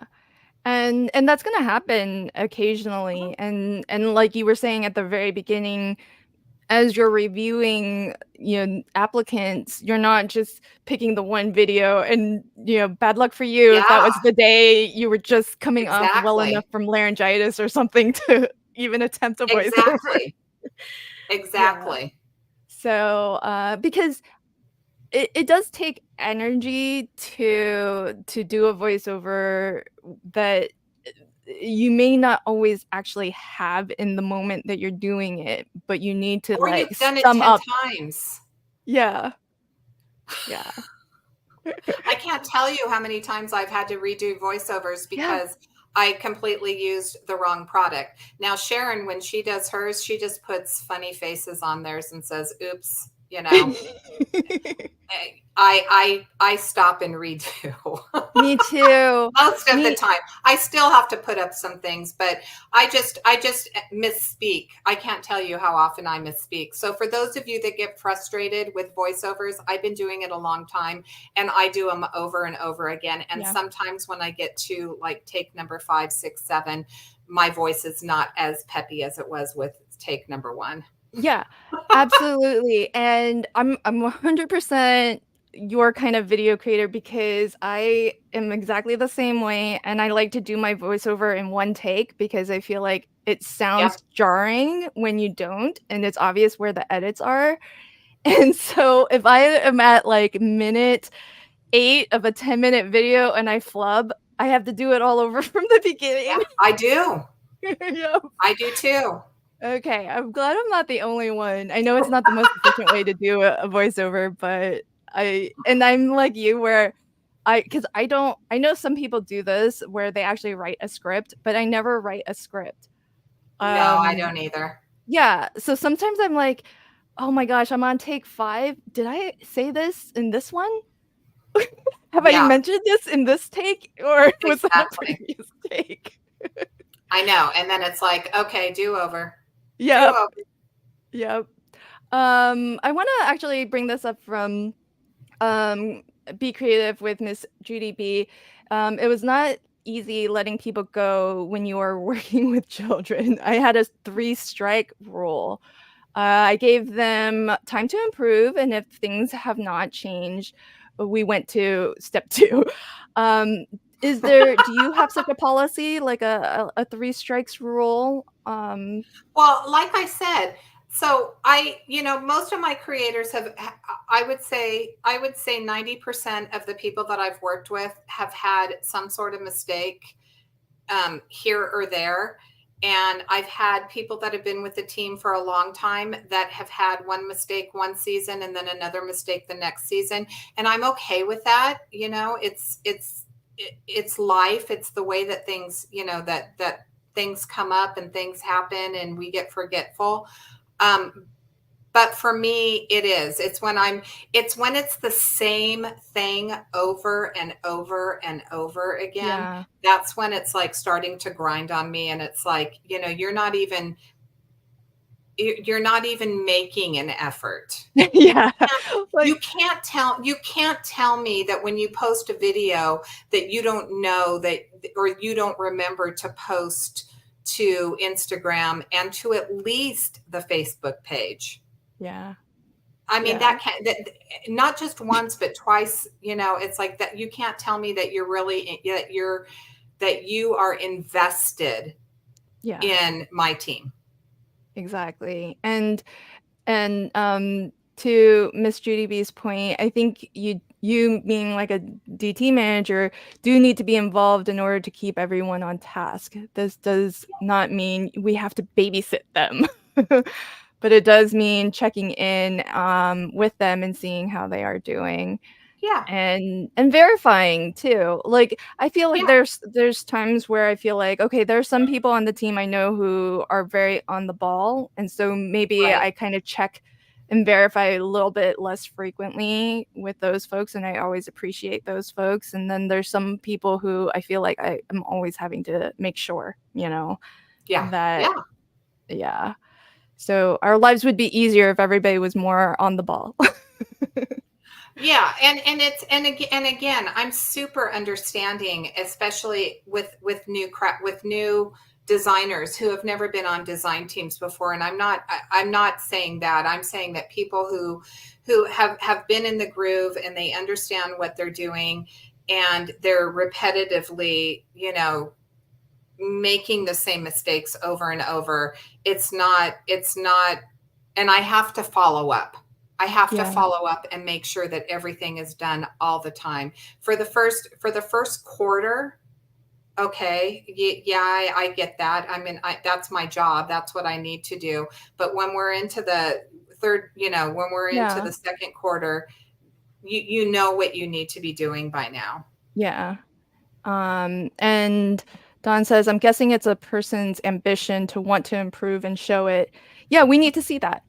Yeah, Absolutely. You were yeah, and I think Marla has said it in a lot of different ways already that she and I agree, for myself as well, we're not expecting everybody to know how to do all the things. no, It's a lot of information to take in, and so the occasional, "Oh, I forgot," or, "Oh my gosh, this slipped my mind," that's okay as long as somebody is absolutely. showing that, um, that they are taking it seriously and they have an intent to, like,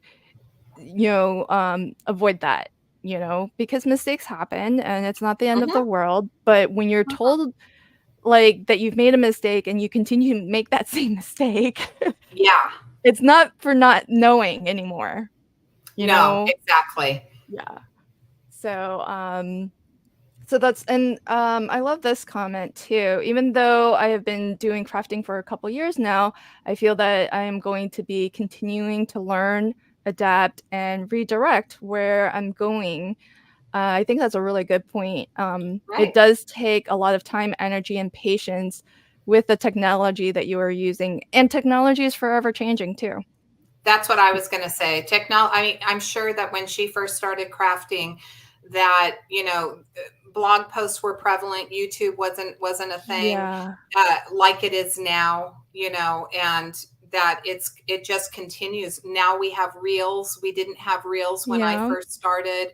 I'm Yeah. sure it's going to evolve from there. So there's always something new, something, the latest and greatest that eventually, if you want to stay relevant in the crafting community as a creator, those are things that you have to, put your best foot forward. I'm terrible at reels. I put them up. I put one up the other day and I started getting comments on it about, that they liked it.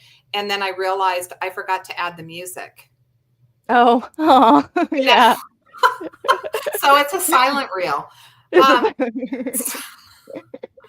I wasn't going to take it down at that point because I had comments on it. So it's like, okay, yeah. I'll just let it roll. But I mean, I'm not an active real person. I'm trying to, make myself more relevant by doing that. But, it's what you have to do.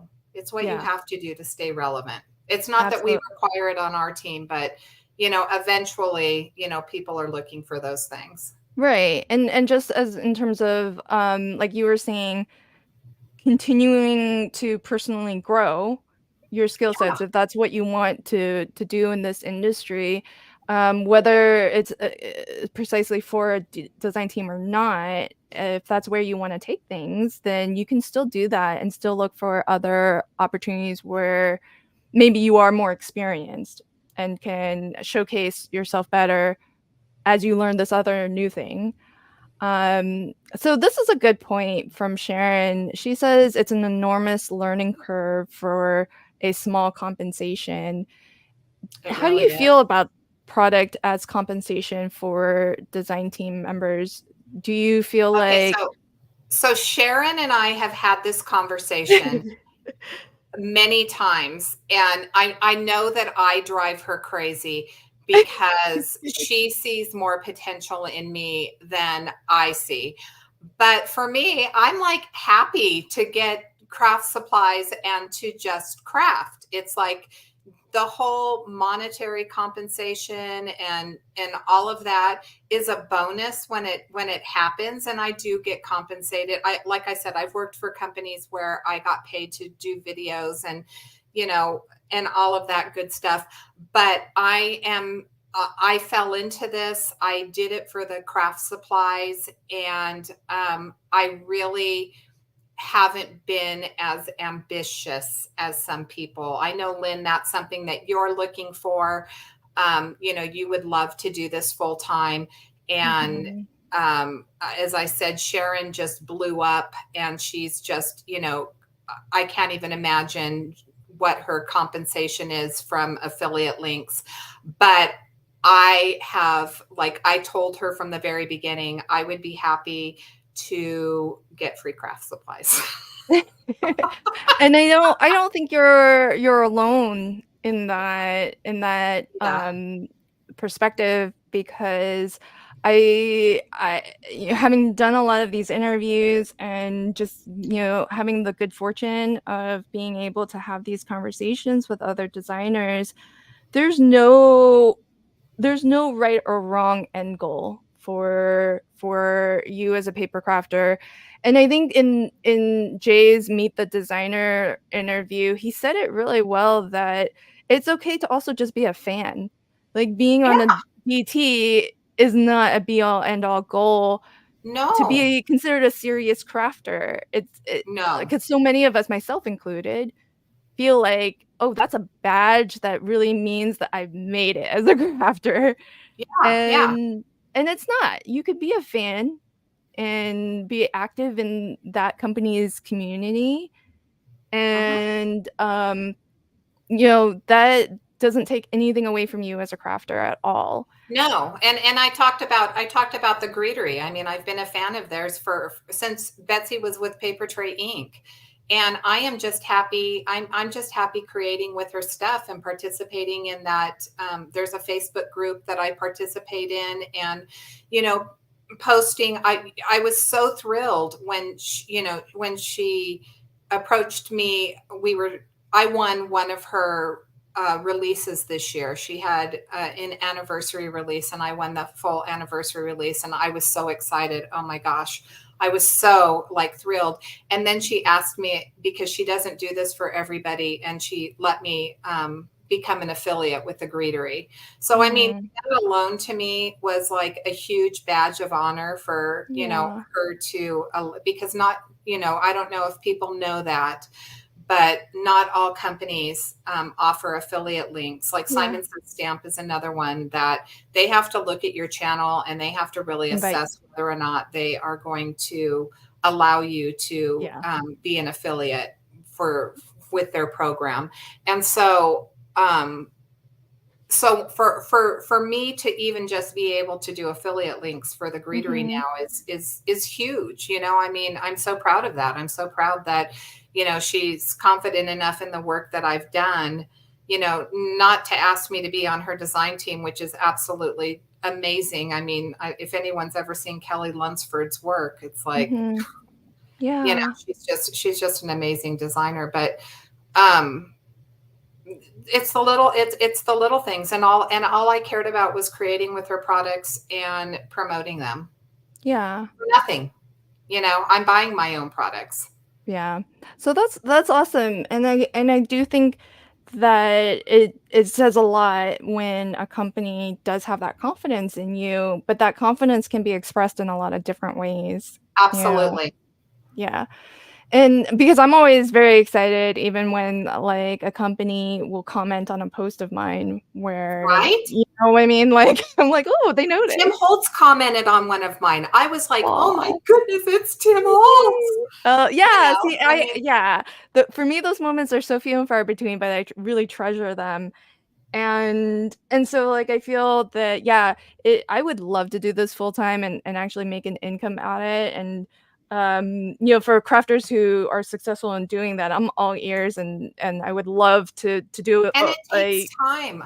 yeah, I've watched Nicole Spore videos where she's talked about how long she's been doing this. So a lot of people, they start watching YouTube videos and they think that that this just happened. It's like, not every it doesn't happen for everybody in the same way. And I've watched a lot of videos of designers who I thought have just been big designers for a long time, to only realize how long they were yeah. actually doing it before they hit the mainstream.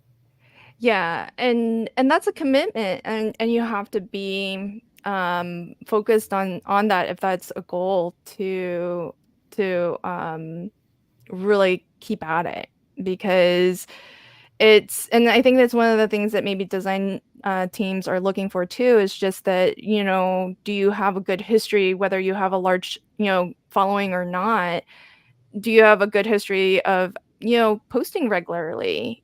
Yeah, And that this isn't something that's like, "Oh, I'll do it for a couple months, and then I'm gonna be quiet for, like, a couple months," and exactly, yeah. exactly. So, I think that's a fair point, and, Be Creative with Miss GDB says, "I think getting compensated by getting the supplies is good enough, especially when we are first starting out."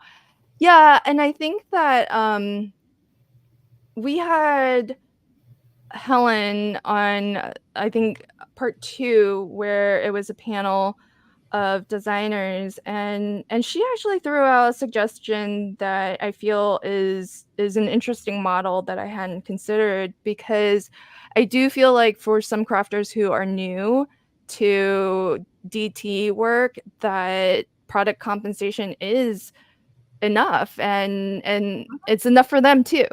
Like, that's their level, they like to keep it a hobby, and so that feels fair on both sides, and I feel that, for somebody who maybe does have a large channel because they've put in years and years and years of growing it, maybe that Right. deserves some monetary compensation because of that, not just the audience that they can potentially bring, but also that level of experience. I mean, somebody who's had 5 years of experience making videos should hopefully have more to bring to the table than somebody who's only been doing it a year.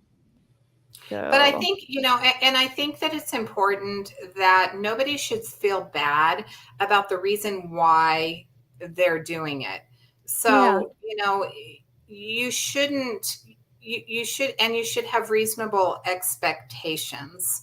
So if somebody like me wants to do it just for the product and doesn't care about the monetary, that's okay. And if somebody approaches you and asks you, to do videos for monetary compensation, great, but it's okay to be a small channel, and yeah, don't compare yourself to everybody else if that's not your goal. yeah, If your goal is to grow your channel and to make lots of affiliate money and stuff like that, then you really have to, like you, put in the time, put in the effort, do all of the extras for yeah, a while yeah, without seeing any of the benefits. But it's exactly. okay. It's okay either way. And I don't think that design teams, for the most part, care what your motivation is, Mhm. as long as you're excited about their product. Yeah, and I think that's a really good point that everybody should be, just at the core of it, just enjoying, what they're doing. Yep. And we all have different goals we're trying to work towards, and Yep. it's fine to have a different goal for yourself. And to your point, it's never going to be fair to compare yourself to somebody else because Mhm. 1, they might have a different goal, 2, which you've said, and 2, you've also hit this, they might have put in, like, behind the scenes quite a lot to get to where they're at. Yep. And so you should never really compare or think that you should be at such and such place, just because you see somebody else at such and such Yeah. place.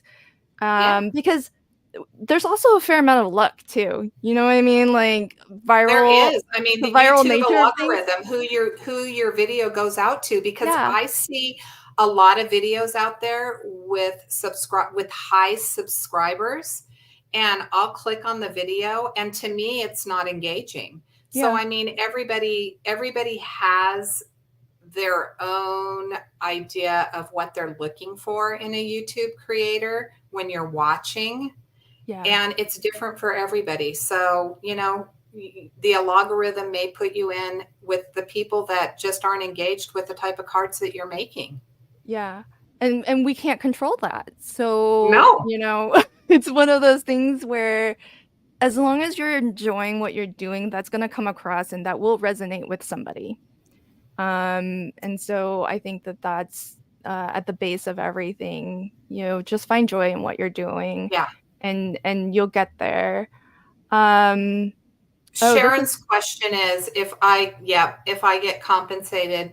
Um, yes, in certain cases. So I have chosen to work for a company where I don't have any affiliate links, and I'm actually, I love what I'm working with, and I love the owner of the company, and so I continue to do that. But when I work for companies that I'm posting on their channels, except for one, and that was because they were paying me directly to do their videos, mhm, I can put my affiliate links yeah, in the description box. So when I'm posting to, say, the Not Too Shabby channel, when I was posting there, I could put my personal affiliate links to the Not Too Shabby shop and get my compensation that way. So that yeah, was that was a yes on that. For other companies, one company that I'm working for, there's no affiliates, and I just do it for the love of yeah. creating. Yeah, and that just goes to underscore that every company is different Mhm. and every team is different. Not all the things that are available for one company, like you just said, not every company has an affiliate program. And No, no, some just are old school and they just don't have that. And it's okay, you know. You make the decision as a designer whether that's something that meets your goals as a creator. And if it doesn't, then again, we go back to that whole tell me what I'm doing and what I'm receiving in return up front. And then I can make that decision based on the information that you're providing me. yeah. It's all about communication, really. It just comes down It to, is. if the expectations are understood on both ways, Mhm. then hopefully a positive and successful relationship is born out of that. And I do feel like as a crafter who would like to be able to earn and do it as a living, um, I find, I choose my work just based off of knowing what my goals are, but also it's not such that, like, every team I have to be earning amount like, X amount of dollars. It's more just Right. like, to your point, sometimes I just really love the people, the company, the product, and that brings joy to me, and so that's what I want, as Exactly. part of my, life. Yeah. And sometimes I still need to make some things push me towards my end goal, so Yeah. And that's, it all goes back to what exactly, hey Kat, it all goes back to what your goals are. And again, I go back to my conversation in the very beginning with Sharon, and she had different goals than I did, and she's exploded and I haven't. And that's okay. And I think that as long as you enjoy what you're doing and you're doing it for the right reasons, that's the most important thing. Yeah. So Sharon brings up another point. It's tough because you don't get compensated for views either. And it's a struggle because if you I Sharon, I need to pick your brain. Because I do feel like it is very hard sometimes as a crafter to know how to monetize.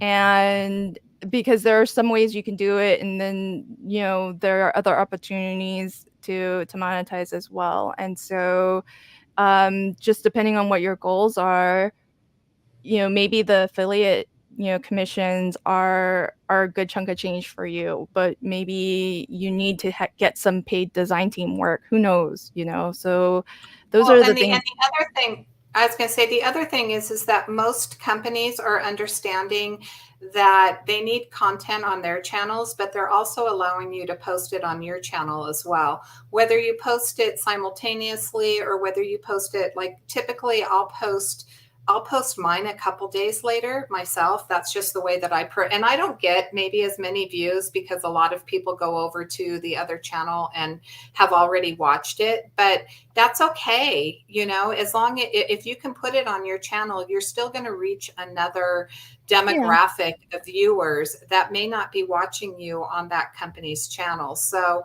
you know, I think that that's one of the best things that these small businesses do is they allow you the opportunity to not only post to their channel but post to your channel, and so you can get the viewers there as well. Yeah, I agree with you 100% because it's one of the things that I really appreciate about the design teams that I've enjoyed the most, being part of, and that is the while you may not necessarily get monetary compensation, you're getting support in other ways.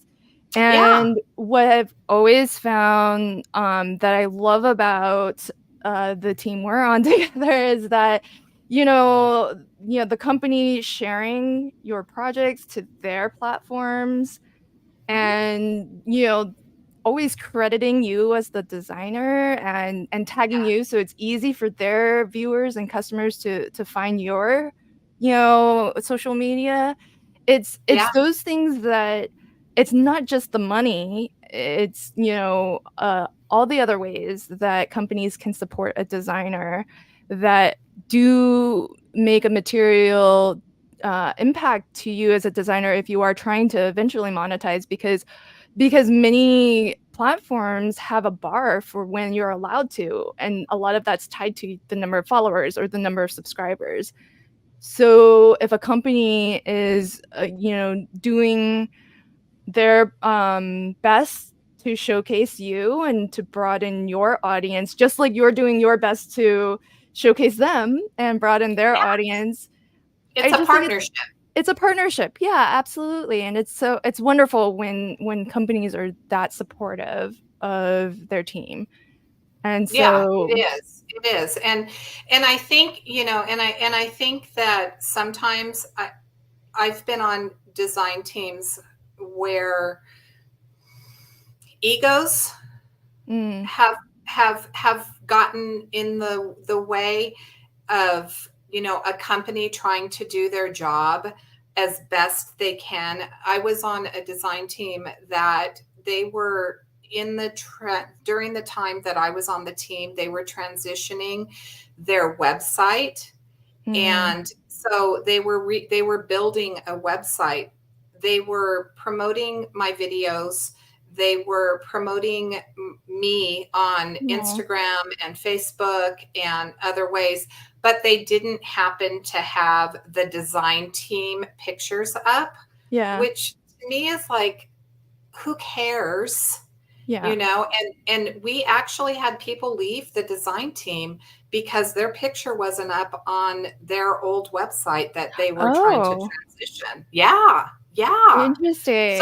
I mean, you have to have realistic expectations about what really is going to promote you.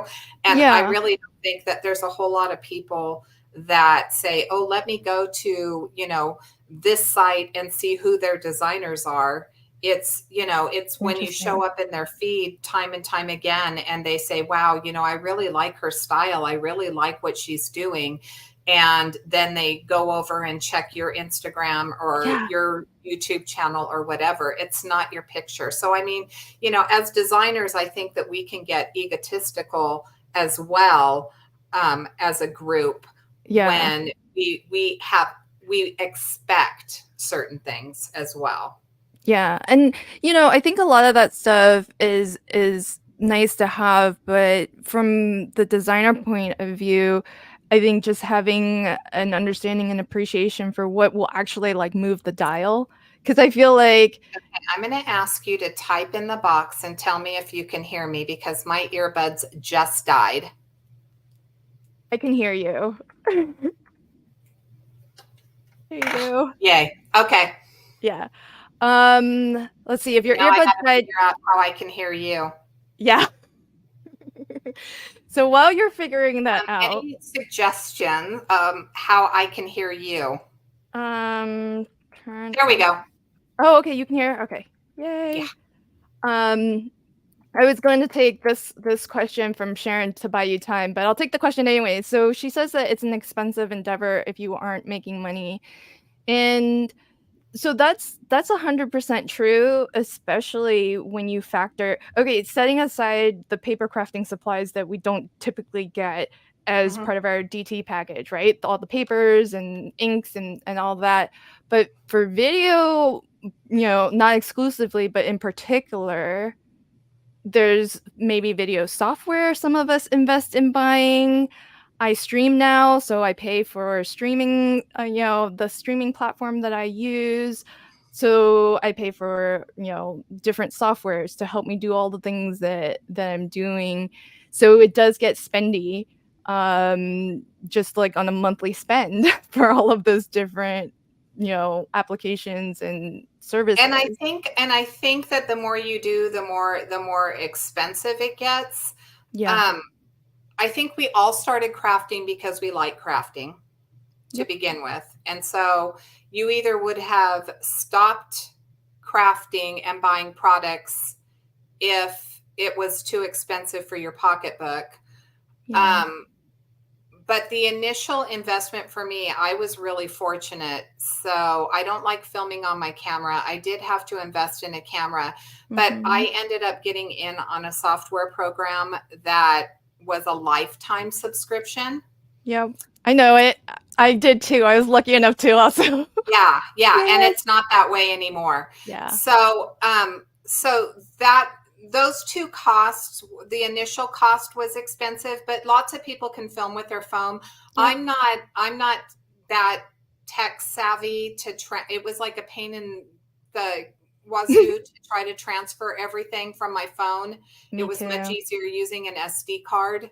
Yep. So for my editing and stuff like that. So that Yeah. was an initial investment, but I really, I'm a crafty hoarder. So that's probably my biggest expense. And I think I would have that expense if I wasn't a YouTube creator. I just have a little bit extra money to spend with Yeah. the um, money that the little bit of money that I make. I don't make a lot of money, but the little bit of money that I make, and then I get the free product, so I don't have Yeah. to buy it.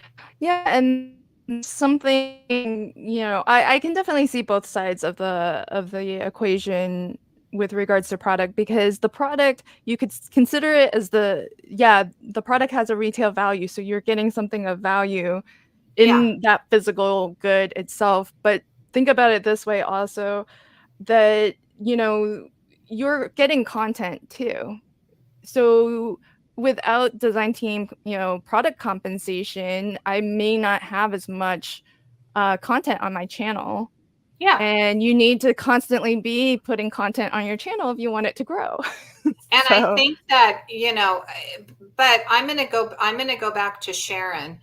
And Sharon, when you look, if you go watch her channel, she takes like everyday cereal boxes and yeah. packaging and things that don't cost money at all. When she first started creating, she could show you how to create something without spending a lot of money. So there's a niche out there for those type of creators, and the ones I think the ones that want to grow and monetarily do it for a job is fabulous, and I think it's a great goal to have. Um, but for somebody who just wants to dabble and not put that much time into it, the free Yeah. product is a good thing. You know what I'm Yeah. saying? It's not, if you look at my channel, I was on a lot of design teams, and I left most of my design teams for just a few to do just a few videos now for other design teams, and I'm creating with what I create. I can afford to do that. There's a lot of people that can't, but Yeah. they got into crafting for a reason, and they don't necessarily need to do YouTube. Yeah, and that's also an important point to bring up as well, in terms of not everybody's goal is going to be the same, but then also, not everybody has to do videos. So, Yeah. if you're not into it, it's okay. There's design teams out there for you.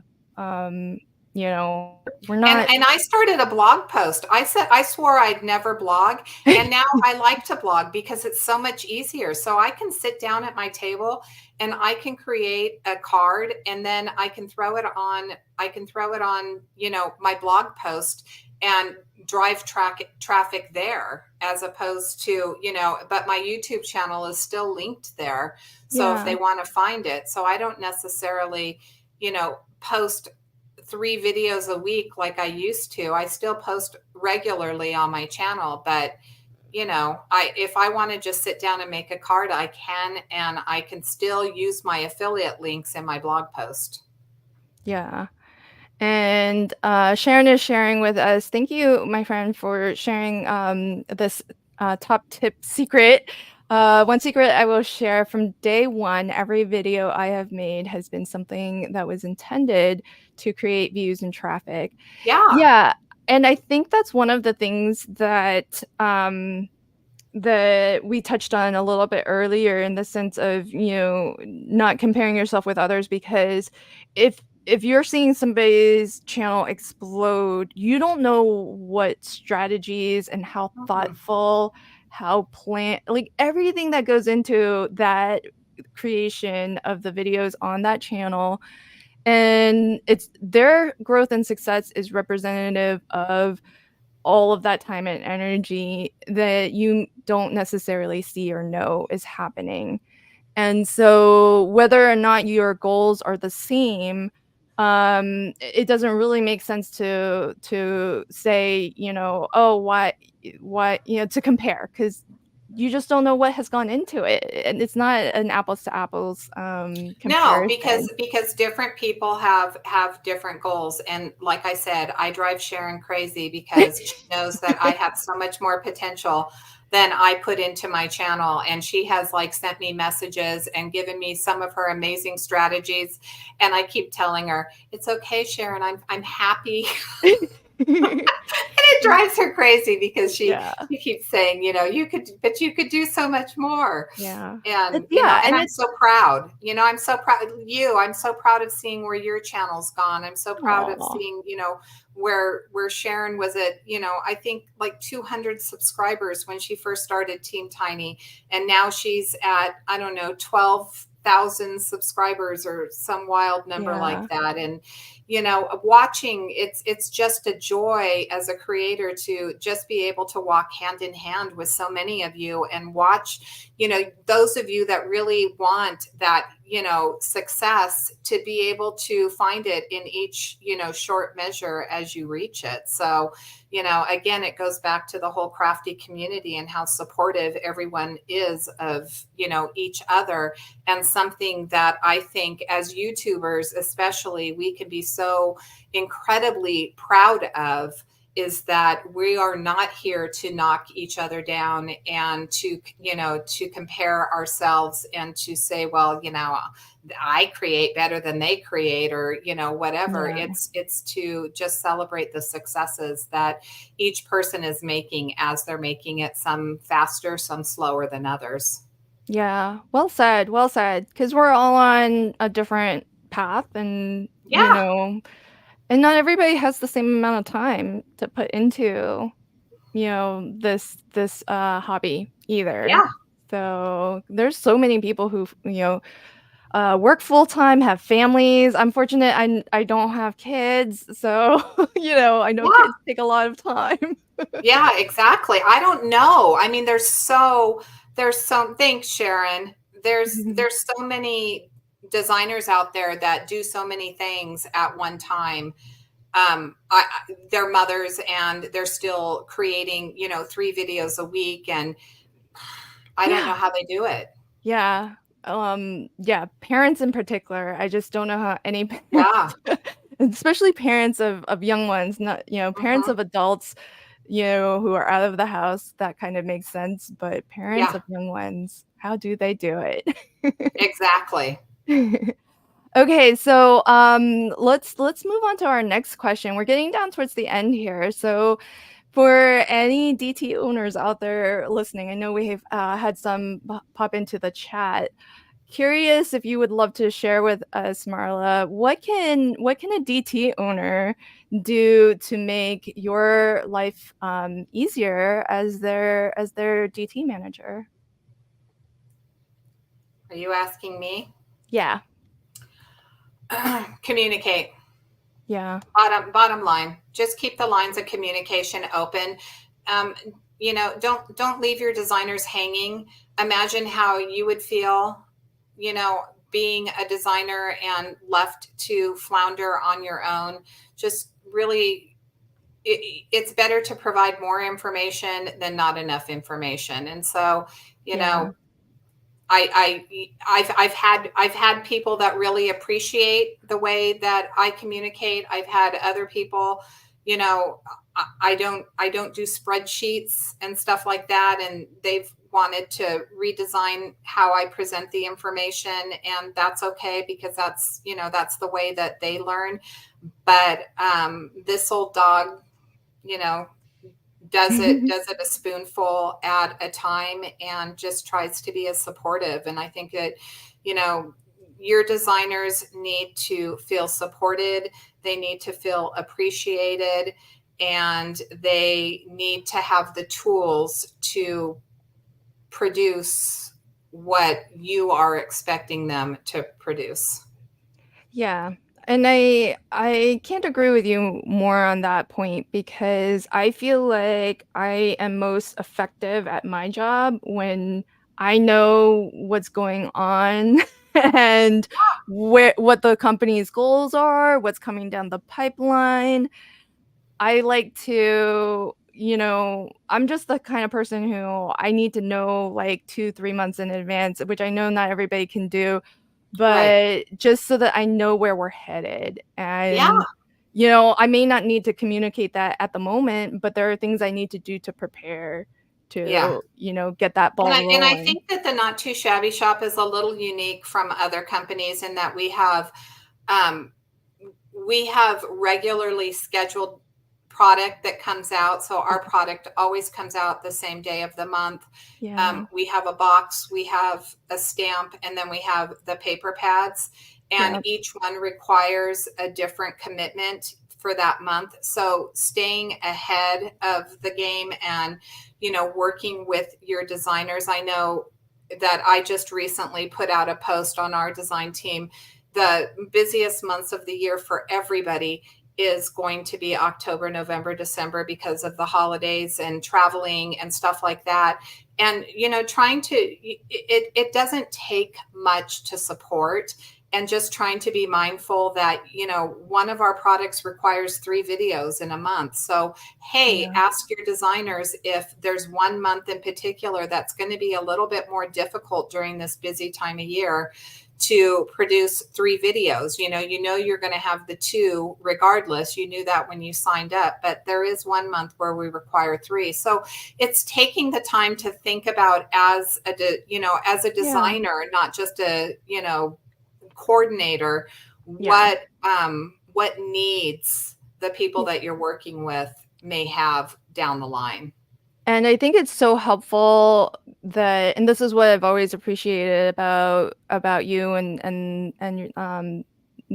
that team in particular, is that I love the routine schedule, so that really jives with how I craft.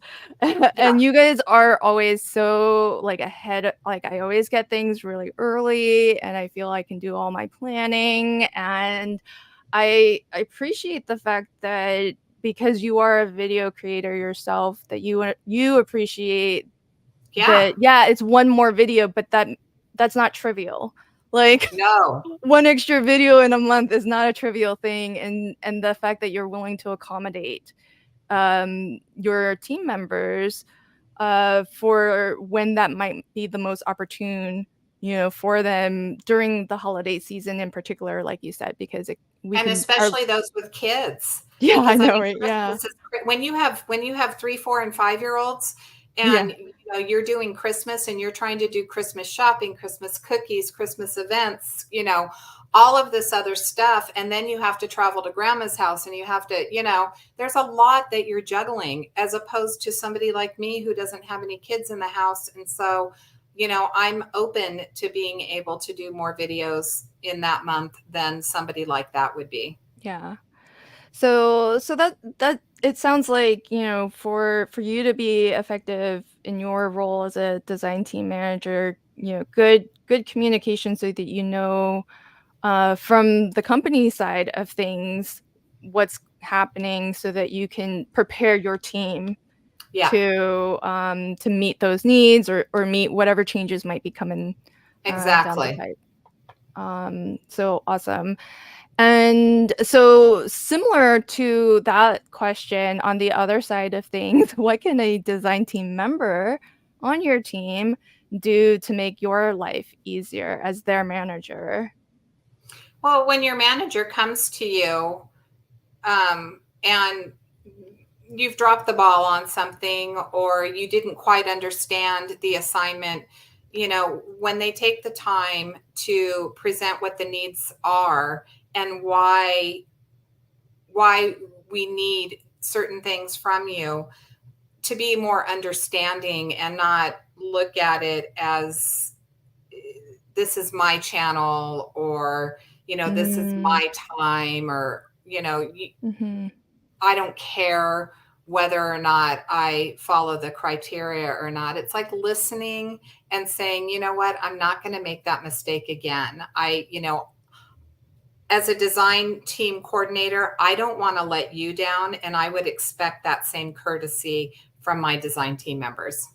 Yeah, and I feel like if your mindset as a design team member is, "This is my channel, I'll do with it what I want," Yeah. then maybe being on the DT is not the right thing No, for your exactly. Or channel. I don't have the time for that. Or, I Yeah. can't help it if, I'm sick every time the box of the month comes out and I have 3 videos that are due. I mean, sometimes, believe it or not, you push through and you fulfill your commitment, even though it's not easy. You Yeah. you you wouldn't do any different in a job.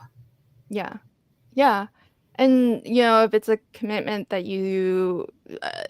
I mean, you signed up to it, and especially the way that you present things, you were Yeah, told before you signed up for it what exactly. what that commitment would be. And Yeah. just because your coordinator was understanding and let something slide doesn't mean that it's okay to continue to do that, because there's really nothing that they're going to do. Yeah. That's a good point because I do feel like, that there's, there's an amount of grace that goes both ways, right? So I think some of my favorite, DT coordinators have always been very understanding of the occasional Yeah, mistake, but and so they're giving me grace by understanding that, but it has to kind of go both ways in the sense that if I'm being told something that, maybe I haven't done correctly, I also need to be understanding of their perspective as well. And to something that you hit on earlier, especially when that message is being communicated through a very impersonal kind of medium, like, right. IMing and email and whatnot. Like, don't always jump to, like, "Oh, this person's jumping down my throat," or, Right. "Oh, she's really, like, mean or angry," or whatever. It's, I think just allowing each other a little bit of grace in that, being more understanding of each other and No, exactly. It goes back to, it's a partnership. And yeah, if I'm being respectful of you, then I would expect you to be respectful of me in the same regard, by wanting to, do what you said you were going to do. yeah, absolutely. So this has been so that's I think the last question that was planned. And so I'd love to open up questions to anyone who is still hanging with us live, but I do have some questions that I've been kind of keeping track of throughout.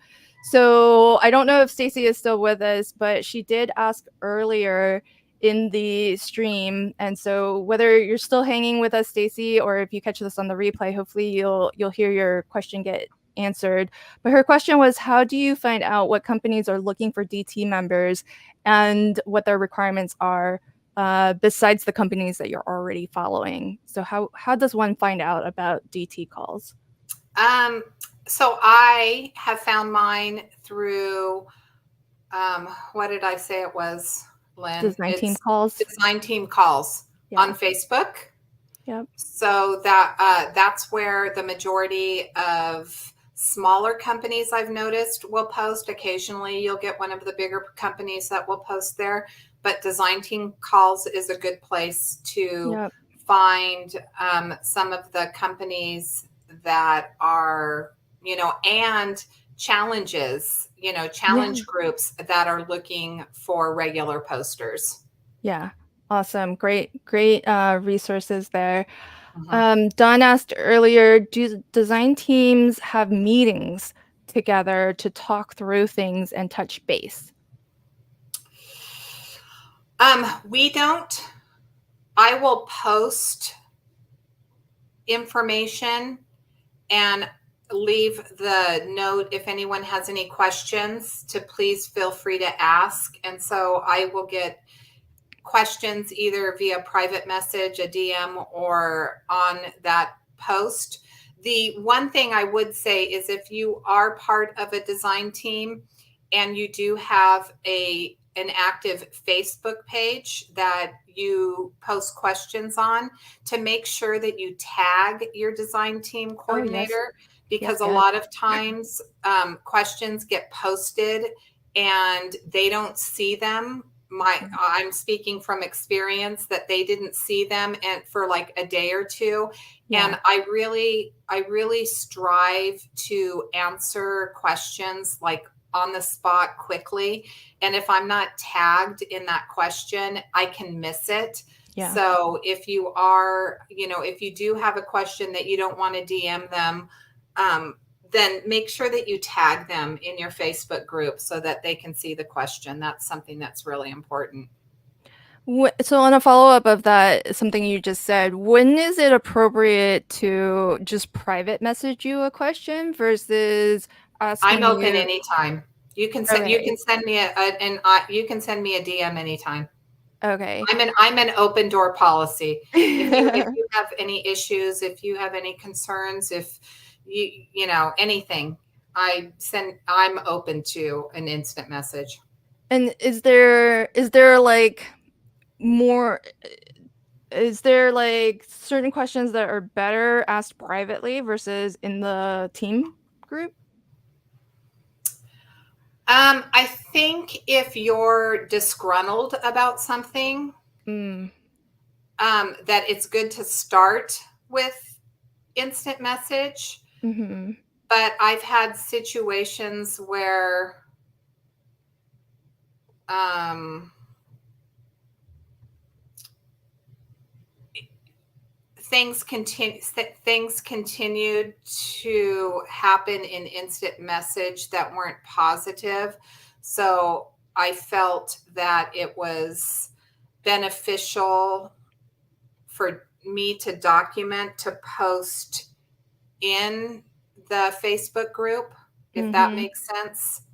So Yeah. if something changed and I had questions about it because it wasn't initially part of my criteria, um, I did post in the Facebook group because when I was posting privately, it wasn't. Producing a result. Okay, we'll put it that way.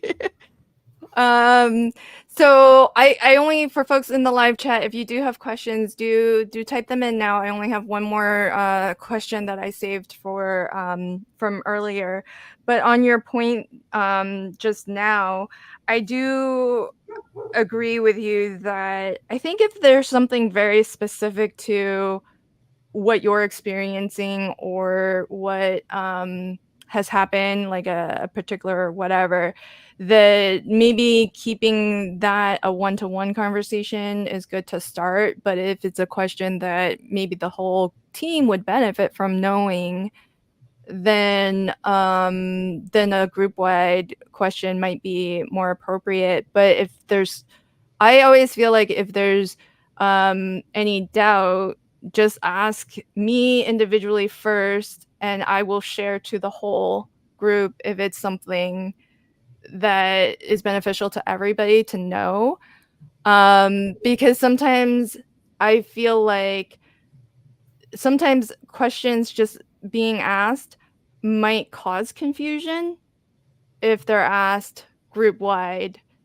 Do you ever feel that way? Like sometimes if somebody asks a question that actually causes more confusion to the rest of the team? I haven't had that.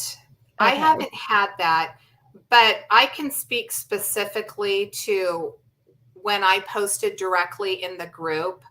and it was really not a big deal post that I Mhm. didn't feel should have went DM. Mhm. I think general questions are fine to post in the group. So in this particular instance, there was a question, or there was a request, okay, for cards to be sent that you had created. There was a new company that was picking up this uh, group's products, Mhm. and they were looking for samples to share in Mm. their store, which is great. Yeah. Which is, I understand that. Um, and so they were asking for it, what sounded like volunteers to send in cards for this group, Yeah. okay, for this company so that they could display them in their store. And so my question was, are you going to reimburse us for shipping? Oh, yeah. So that makes sense. Yeah. Just is this something? And the response was, because I said I typically don't, like, I send my stuff out. You know what I mean? Yeah. Yeah. I don't keep, at that point, I didn't keep a large quantity. So Yeah. they said, no, you need to just send them, Yeah. Yeah. and it was like, well, wait a second, let's clarify this for everybody, Yeah. because yes, this wasn't part of my design team contract. Yeah. You know what I mean? Yeah. And that So makes sense it because was really it started as a general question, and yeah. then it was like, no, we're telling you Yeah. that you're going to send this stuff. And then it was like, well, wait a second, this isn't part of my contract. Yeah. Where I've had other companies that have said, hey, I need these for a company. If you want to send them, Right. would you send them? But it's not a requirement. It's Y- only a courtesy. Yeah. And I've had other companies that have said, um, we'll pay you for your cards. Exactly. Yeah. So that's, and I think that, in that situation, it definitely makes sense because everyone else on the team's probably thinking the same thing too, Yeah, and can and benefit I from knowing the said, but answer. I'm going to go back to the whole point of that. I think that people read tone That's when true. you know what I mean? Yeah. When there isn't tone. And so it's kind of, as a design team coordinator, if you have a question about, you can certainly, as the coordinator, send them a message and say, hey, no, this really isn't a requirement, or this is like a really special occasion. Is there any possibility that you could do that? And if they choose to do that, then great. And if they don't, then you at least know where they're coming from, and Yeah. not just assuming that they're a pot stirrer. Yeah. You know Yeah. what I mean? Because we can read pot stirring into things that are not pot stirring. They're just like, really, this isn't something common, so I'm trying to understand. Yeah.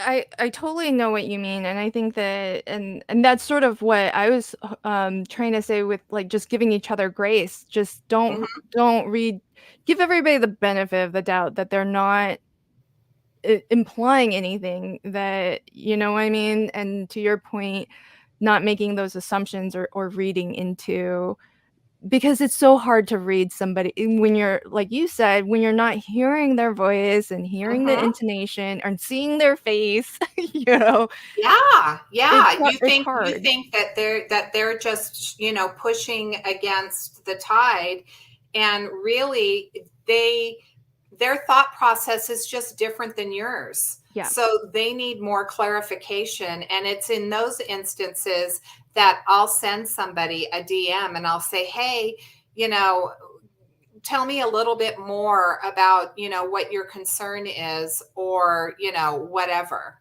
And to your point also, that because every DT does things a little bit differently and has different expectations for requests like that, it's just a innocent, like, "Look, I've seen it done a lot of different ways. I'm just wondering how y Yeah. what the deal is here so that I Well, know." yeah, Yeah, at that point, I had only seen people being reimbursed for at least their postage. right. Yeah, that makes sense.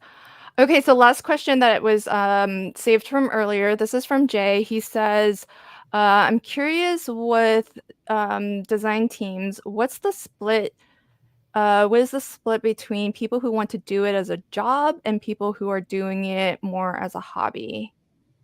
Well, I don't know that we would necessarily know for sure, I but was going to say, I don't think that I could answer to that. yeah, because it's not a pre-screen question.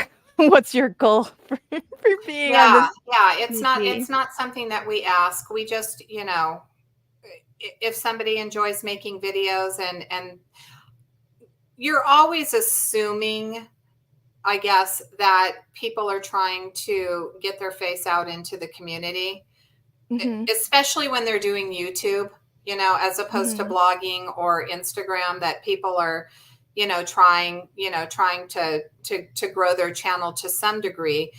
But I mean, even me, it's, I still look at numbers. I don't, I don't look at them like I used to look at them when I was, under 1,000 subscribers. But you still look, and you see whether or not somebody is your channel is engaging. Let's put it that way. Yeah. Mhm. But I don't think I can tell, unless somebody, like you specifically said, what your goal was. Yeah. Unless Yeah. somebody says what their goal is, I don't think that there's really, I don't know, a way for. Exactly. And I think to Sharon's, point here, she says it's a side hustle most of the Yeah, time. I think I would agree with that. I think most people are leaning towards this is a hobby. The free product is just saving them from having to buy product because they would be buying it because they enjoy the craft and yeah, they enjoy the process. And I think just from my, and I don't have the best pulse on the industry, but just from my perspective and experience, I would say more people are in that camp I think so than too. yeah, than folks who wanna do it for a living and, try to make money at Yeah, it as a goal. So I kinda feel like that's I don't know what that split would be, but I think it's just more towards that end. yeah. Jay, what are you saying in terms of fulfilling commitments? I think it's this one. I suppose it doesn't really matter as long as people are professional Exactly. in terms of fulfilling commitments. Yeah. Yeah, yeah, I agree. Yeah, because I think that's a good point that Jay was trying to bring up is that probably somebody who is trying to do it as a career to make money would probably take things a little bit more seriously in terms of understanding everything that's expected and trying to follow through on all of those small things.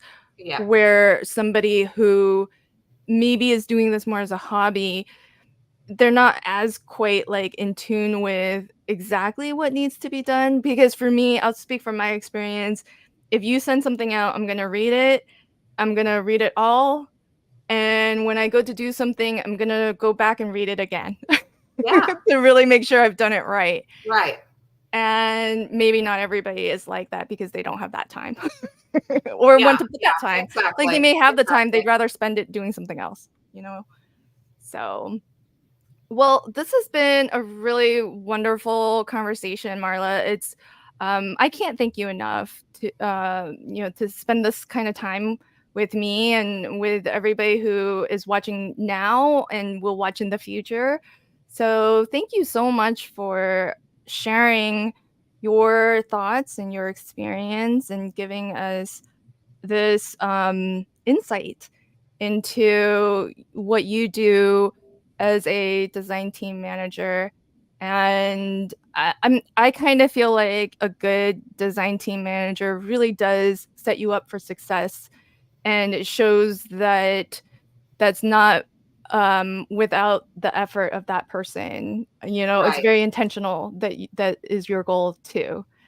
So it's wonderful to get to pick your brain on this topic. So thank you. So before we close out, you know, was there anything else that you wanted to share that maybe we No, didn't I just cover? wanted to say thank you. I have never done a live before, so this is my first experience. Try to stay off camera as much as possible, but this was fun, and I just want to encourage everybody to, take a leap. Whether it's trying to get on a design team and just doing blog posts or Instagram posts, or even if they're just asking you to create cards, look at the criteria and work on your YouTube channel on the side if YouTube is what your goal is. And if it's not your goal, then you know what? It's okay. You don't have to be a big YouTuber, but if you want to be part of the community and just feel like you're part of a team, look at at the design team calls and find something that fits where you are in your crafty life right now. Yeah, that's a good point because there's something out there that's going to be a good fit for you where you're at now, and you know, you can continue to grow. You know, we're all on a Yes. journey. So Yes, and wherever don't you want let to. one bad experience, change your mind on, because everybody has different personalities and everybody does things a little bit differently. And some fits are better than others. And it doesn't mean that that company is a bad company. It just means it wasn't a good fit for you. So don't ever let something like that deter you from, trying out for other companies. Make sure that you like their product, that when you're applying, and that it's a good product that you're going to enjoy working with. And then if something bad happens, it's okay. It's not the end of your life. You can move on, and there are other companies out there that are going to be a better fit. Yeah, that's a really I'm so glad that you're closing this out by reminding folks that every team is different, and a good fit for one person doesn't necessarily mean it's going to be a good fit for you, and vice versa. Yeah. So, I love that you are encouraging folks to not be discouraged by a bad experience because all teams are so very different. And it doesn't And mean they're a bad team. It just means it wasn't the right fit for you. And Sandy, it was nice meeting you too. yes, and you know, if you've just had the one bad experience, you know, just know that not every team is run that way. So your next experience is going to be different, Yep. most likely. So so thank you so much. And just a reminder for everybody who is watching, whether you're watching live or catching this on replay, you can find Marla at Mad About Cards and Crafts just about everywhere on all the socials. I think that's your handle, right? Yep. Okay, I've linked to your YouTube channel. So if Thank you. folks watching have not already checked out Marla's channel, please do pop on over, Watch watch more than her. one video, because the video you watch may not be a good one. Good point. I'm gonna start saying that in my upsells as well. Watch a couple videos. Give her channel, give all of our channels a fair shot. We're not always on every day that we decide to film. So Right. and if you like what you see, do hit that subscribe button for her so that she can continue to grow. Whether or not that is your goal, Marla, let's get Marla to some higher subs. So Yeah, do pop on I'm over. not opposed to having a Yeah. big channel. It's just, I'm not sad if it doesn't happen for me. If I can't be Nicole Spore, it's okay. Yeah. It's yeah, because we can't all be Nicole Spore or Right. Jennifer McGuire. We can just be who we are, and Exactly. to your point, be happy with that, and Exactly. find happiness there. Thanks again, my friend. And is there anything coming up that you want to promote? That's maybe coming up for you that you want to share? Just want to give you a chance to Going with the flow. go with the flow.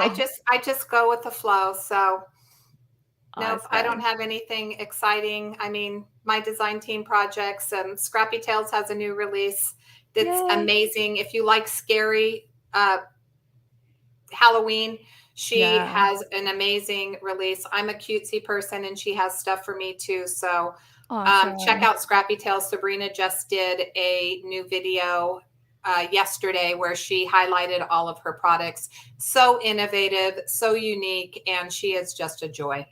Awesome. I love seeing your makes. So definitely Thank check you. Marla out on Instagram as well as on YouTube as well. So everybody enjoy the rest of your Happy Saturday Saturday. and yeah, and the rest of your weekend too. Thanks, Marla. Okay, bye. Bye. Bye, everyone.